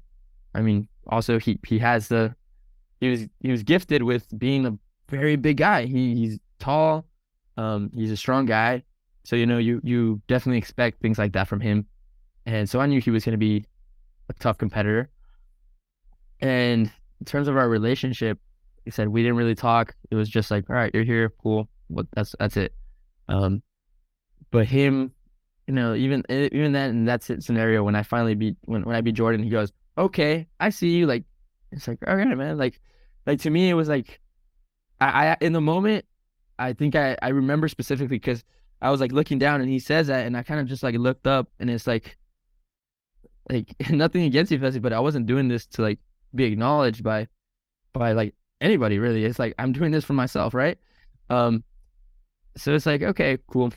I don't know. With Fessel, it's at times very hard to read them, and I consider myself a person that's pretty good at reading people and their energy and what they're about. And with him, it was just a difficult one. With the ladies, the guy, he does whatever he wants, right? Which is cool. Do your thing. But when Laurel, now that situation happened, it's like she goes up to me to say, I don't want to get hurt. I want to move out of the room. And I'm like, what, really? And her move is to go with Fessel. It's like, man, I don't know if that's the best choice, right? Yeah. But yeah, it's like you make your decisions, right? You're growing up. Yeah, exactly. But yeah, even watching it back and hearing Vessel like asking her at that moment, like, do you hug Horacio like this? Little things like that, or like Horacio's boyfriend number 2. I was obviously unaware of all the things he was saying, and watching it back, I gotta be honest, it was making me laugh. That's one thing about me, man. If people are talking bad about me, I laugh. That's the first thing I do, and I don't take it to heart. Like if there's truth to it, I still laugh, and I'm like, all right, now I know something I got to work on. But that's some secret admiration, that. Yeah. If I don't really talk to you, I don't think at any point in the season, you caught me talking about Fessy. Like if they ask me about him, I don't know, definitely I talk about him. but I wasn't going around saying like, me going to Colleen and saying, "Hey, Colleen, like you hugged Fessy like this." Like, no, that was never in my head, Yeah, yeah, it's no So, word. I know there's a lot of comments and stuff like people like comparing us or saying like, "Oh, Fessy wishes he was what Horacio was his rookie season," or he'll never be like stuff like that. And I don't see it that way. Simply is he has his own way of competing and showing who he is. And you have Um, yours. yeah, and I have mine. Going into the future, I don't know what's next for him, what's next for me, but it's like I know he's a strong competitor. That's one thing that I know about him. He's a very strong competitor. Schedule Um, elimination. oh yeah, an elimination against him. I mean, it would be at one point I thought I was. They actually didn't air it. That last one where he went home against Bananas. Mm-hmm. Um, they don't air it, but I was actually working out, and Olivia she was kind of panicking. She was like, "I just don't want you to go up against Fessy. Like, I don't want you to get hurt." And I'm like, Sure. "Leave that. Like, let me worry about that." Which, first off, I'm not worried. Nothing against him, but I'm like, if I have to go against him, it is what it is. Like, I'm gonna give Mm-hmm. it my best. Let Mm-hmm. the best man win. Simple as that. Mm-hmm. And so, I had that little convo with Olivia, and then I'm over here in the gym, and Fessy comes up to me, and he's like, "Dude, like this could possibly be you and I." Like, and it was a cool little moment because it's like, he's like, "I'm 5-0, you're 5-0. Like one of us is gonna catch this L." And I was like, "Hey," like looking at it like that, it's like, okay, like one of us has to lose. And in the back of my head, I'm like, dude, well, it's not gonna be me, it's not gonna be me. And I know he's confident about well, so I'm sure he was thinking the same. And then it got to the point where he's like, "Nah, man, I think it's gonna come down more to like our partners." He's like, "I think between you and I, like we're gonna fight it out for sure, but I think it's gonna come down to like who has a better partner." And it was like, "All right, cool, man, we'll see." Um, but yeah, like when I knew that if I didn't pull the safe, we were going in that day, and Thoughts. oh yeah, for sure. And I would have Thoughts. absolutely loved to do that elimination. I personally think I would have excelled in it. Um, and I could have been the 6-0, Six. and I could Six have been the oh. one to break Fessy's record of undefeated. He But it wouldn't wasn't. like that. He Yeah, would he wouldn't like that. I can assure you of that. He wasn't gonna like that. yeah. No, but I mean, it is what it is, and I at the end of the day, I've said it multiple times. I do respect everybody, and Fessy, mad respect to him. He's a heck of a competitor. He knows what he can bring to the table, and going up against him is never going to be easy. Yep. And when you guys pulled that save, I was like, because if I know y'all was going in now. If you didn't Oh, pull that, I was like, yeah, they go in, and I was like, bro, like it's almost like a cat with 9 lives, or like, or like you just try to keep trying to kill like this roach, and like it just won't die. yeah. I was like, okay, like that's basically was your. So I was like, okay, just another one. Just keep going, keep going. I was like, they Keep have to make going. the final. They have to make the final, and you guys made the final, Dude, and that you was know, I think that was God right there saying like, "Hey, all right, you kind of went through it a little bit. I'm gonna give you this chance. These last two pull the safe, and you're in the final." Because believe me, I was like, Olivia, just every single time I was like, Olivia, just get ready, start getting mentally ready, because you know that nobody's out here is gonna save us. Nobody's gonna save us. exactly. You So have to save yourself, and you got to do what you got to do. And fast forwarding in the final, like with Olivia, when she got hit in the face, yeah. I don't even think they put a sound effect on it. I think they just let it go, and it just was like, ow. And I was like, I was frozen for like a strong 10 minutes. Okay. And I was like, wow, like what's going on? And you just kept assuring her, like, you look good. You're okay, You're yeah. okay.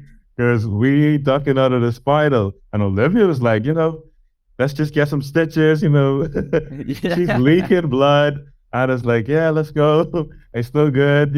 I'm Dude, like, bro, like she wore that blood like it was makeup. And I was like, hey, I bro, love that.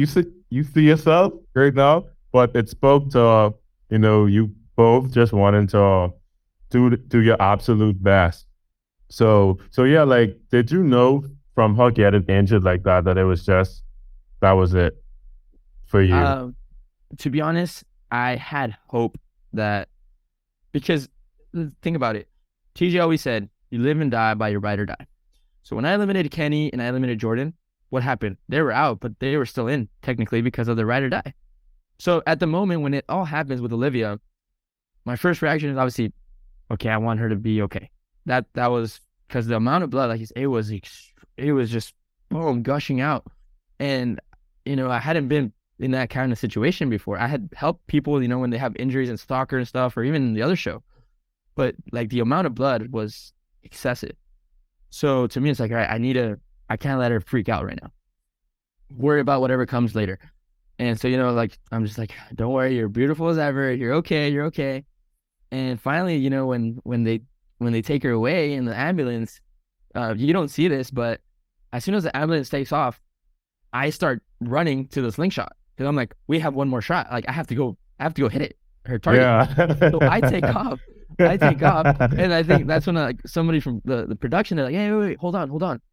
And then slowly but surely, that's when like the thoughts start like, they were deep in there, but that's when they really started to come out. I'm like, wait, is this really gonna, like, are they really gonna not let me finish? And they're like, oh, hold on, and finally, Emer, who's the executive producer, who's amazing, she comes over and she's like, I'm so sorry. And Yeah, that I'm was like, one of no, the first like, times like one of the executive producers I saw in a long time actually came to a challenge. And that no, moment between you and her, I was like, it was. I mean, I you remember had that me, moment so man. clearly. You had me, man. Like, I was just touching It my was. heart. I was like, bro, I really want this for you, man, and I want this for her. Yeah, it was tough, and I begged for something. Like they don't, like I said, they didn't show it, but I was telling her, like, Emer, like, I will swim double, I will carry double, I'll eat double, I will do everything. And in the moment, I was so fired up, and I was like, I promise you, I promise, I will catch up, and I will beat him. I said, please let me go. Like, I was like, I was feeling like, It's the wolf in you. yeah, like, let me go, just release me, go. And it wasn't a final that could be, apparently, according to her, like, it wasn't a final that you could have done You could solo. run solo, yeah. I mean, I'm looking at it now, and I'm like, I mean, I could have done all that solo, no joke. I'm looking at it, and I'm like, come on, Emer, I could have killed that by myself. But it was her decision, and I had to respect it. But it definitely broke my heart, man. It broke me, and once again, it wasn't just for me. It was also obviously for Olivia and the journey that we had. And I'm like, let me at least let somebody beat me. Like, I'm not trying to say it in a cocky way, but it's like I'm still undefeated in the eliminations. I'm in the final right now. Let these other teams beat me. Let me be eliminated then. So it's tough to know, like, when I was at the hotel. I don't want to say I'm still undefeated because we didn't win, but it's like we were DQ'd. We were disqualified. Let's let somebody like just beat me in a final completely or an elimination. Yeah. And that wasn't the case. It was a very different way of going out. And it was just heartbreaking. It was very heartbreaking. Because TJ really was like, he was saying it all season, you live and die by your ride or die. So, and that was the one consistent thing that he was saying throughout the season. So I can say that. So, when he said it again, I was like, I could get mad, and stuff like that. But I was like, yeah, I just knew it. I was like, I really wanted it bad for you. I wanted it bad for her. And you wanted it bad for one another because she just wanted, because she just was like, she didn't know how bad it was. So she just was like, all right, she just want to make sure that you're good and that, both of you could still, run because she don't want to put a hindrance, to your final, Right. And I think you would have a similar mindset, if it was her, if you had got injured, she would have the similar thing. But, you reassuring her like, yeah, you still look good, you still killing it, yada, yada, yada. It was really, confident, man. And it was such an emotional time, right? And especially that last part when she goes, we ride or die. And I'm like, we ride or die? We ride or die. And literally, that's like, it was like a movie scene. It wasn't obvious, it wasn't planned, but it's like, we ride or die. Yeah, we ride or die. And like, they close the door. And then the ambulance takes off. And like I said, I tried, yeah, and I'm crying. I mean, the real tears came when I was like, that's when it finally like hit me. Like in the moment, yes, it was so emotional, and obviously you see me crying and stuff. But when I really broke was when I finally, like, they're like, all right, we're gonna take you over here. And during my entire trip to the hotel and stuff, like, I'm replaying the entire final in my head. I'm replaying from the moment that we took off on the Jeeps to like the slingshot to everything. And I'm just replaying it, and then it's finally like I get to the hotel room, and I have one security, and I was like, hey man, I have no things, all of my stuff. He's like, yeah, I know. He's like, they're probably gonna get that to you tomorrow. I don't have a toothbrush. I don't have anything, right? Wow.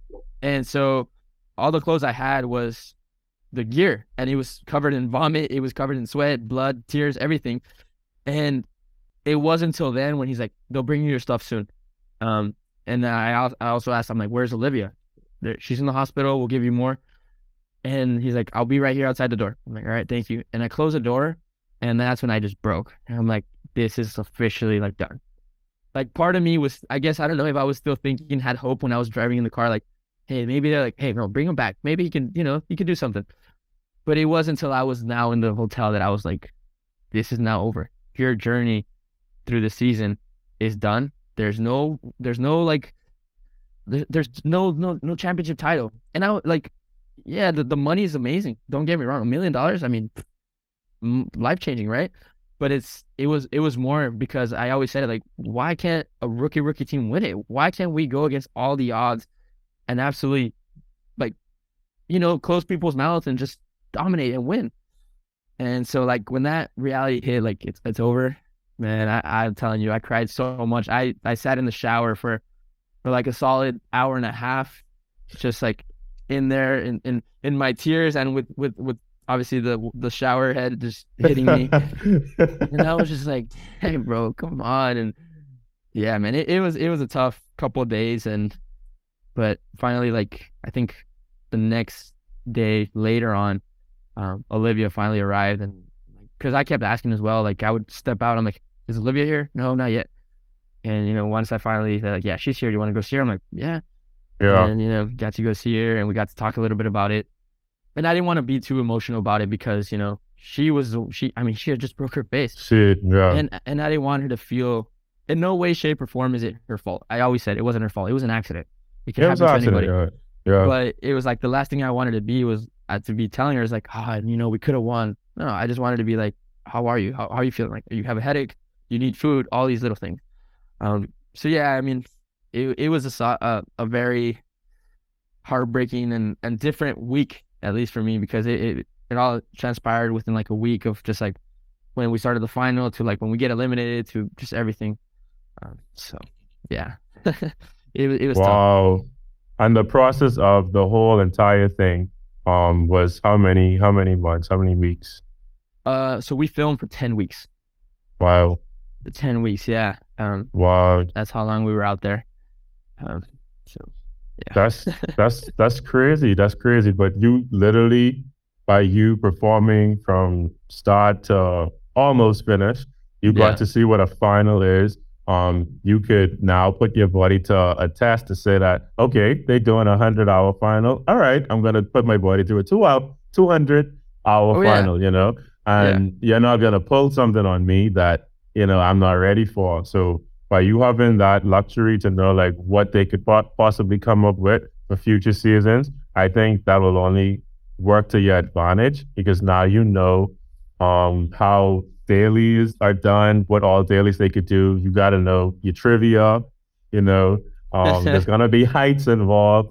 Love that. There's gonna be endurance for sure, and then they're gonna have some physical eliminations, and they're gonna have puzzles for sure. So knowing all those aspects, I think you're very much well equipped. You and Olivia, you're both well equipped moving forward in the seasons to come, So yeah, man, finally, I just want to ask you, like, what's your most interesting thing that has happened to you since the show? Or what's your takeaway from the show as well? Takeaway, I've said it so many times. I'm so grateful and blessed to have the opportunity. The amount of support, the messages, the comments, just everything has been immense. I was definitely never expecting that love, and it's been so amazing. So I'm just thank you to everybody.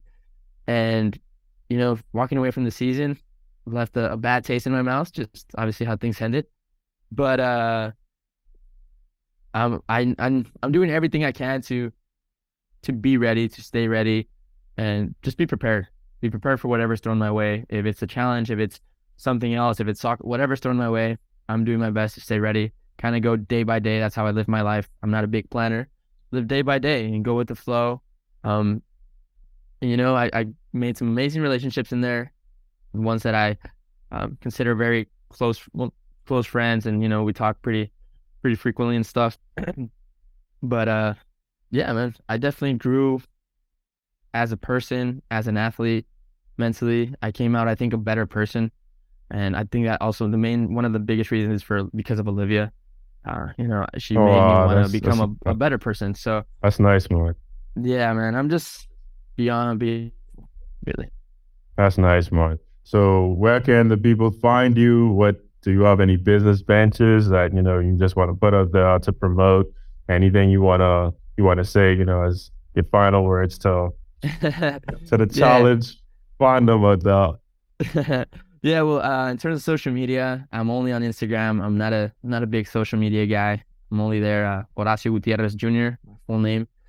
And yeah, that's where you can find me. See I don't post too much, but once in a while you can see where I'm at. I love to go hiking and just doing some crazy things at times. So that's me. And in terms of next things, like I said, I'm not a big planner, but it looks like I'll be back on the field playing pretty soon. So maybe you'll see me out playing soccer again. I'll be posting about that if it does happen.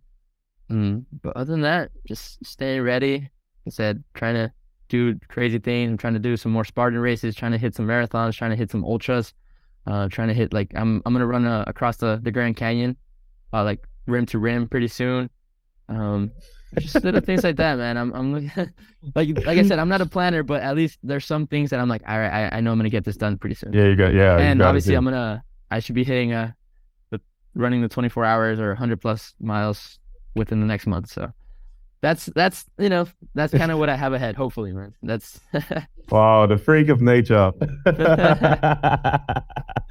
But honestly, Horacio, like, it was really cool to talk to you. I don't think you understand. This is probably my longest interview in turn. I think it's this and another interview I had. I had to kind of fine tune it down, trim it down a little bit. But the conversation was flowing. I got to know you, more in depth. Hopefully people who watch this, get to know you more in depth, because I like to show a different side to the challenges, as opposed to what people see on reality TV. Right. But for you, you're the same way. Dude, that means a lot, man. Thank you. That means so much. You're the same way. So it isn't like you have a TV persona and then I'm talking to you here. Literally the same person I'm watching on TV, and that's you and Olivia, and it's really cool, man. Remain humble, remain hungry, and it was really fun talking to you, man. Like, I feel as if we could talk for hours, but you have a life, I have my life going on and stuff like that. Because honestly, truly, this is like a hobby of mine. I just literally just woke up one morning and was like, okay, the final happened. Let me just hit up Olivia. Let me hit you up. And if it happens, it happens. Yeah. And look at it. Man. I spoke to both of you, and it was really cool getting to speak with you both. So yeah, man. But I would actually like, for us to keep in touch and stuff like that. I think you're an amazing individual. You really you're different, in a good way. Thank you. And it's very commendable, it's admirable, and it's taken with the greatest level of respect. So you have my 1000% respect, man. So yeah, man. Shout out to you and everything that you bring to the show. And like I said, they would be a fool not to bring you back. So yeah, man. So everybody, thank you for watching this interview. It's really been great. And I will get you on the next one.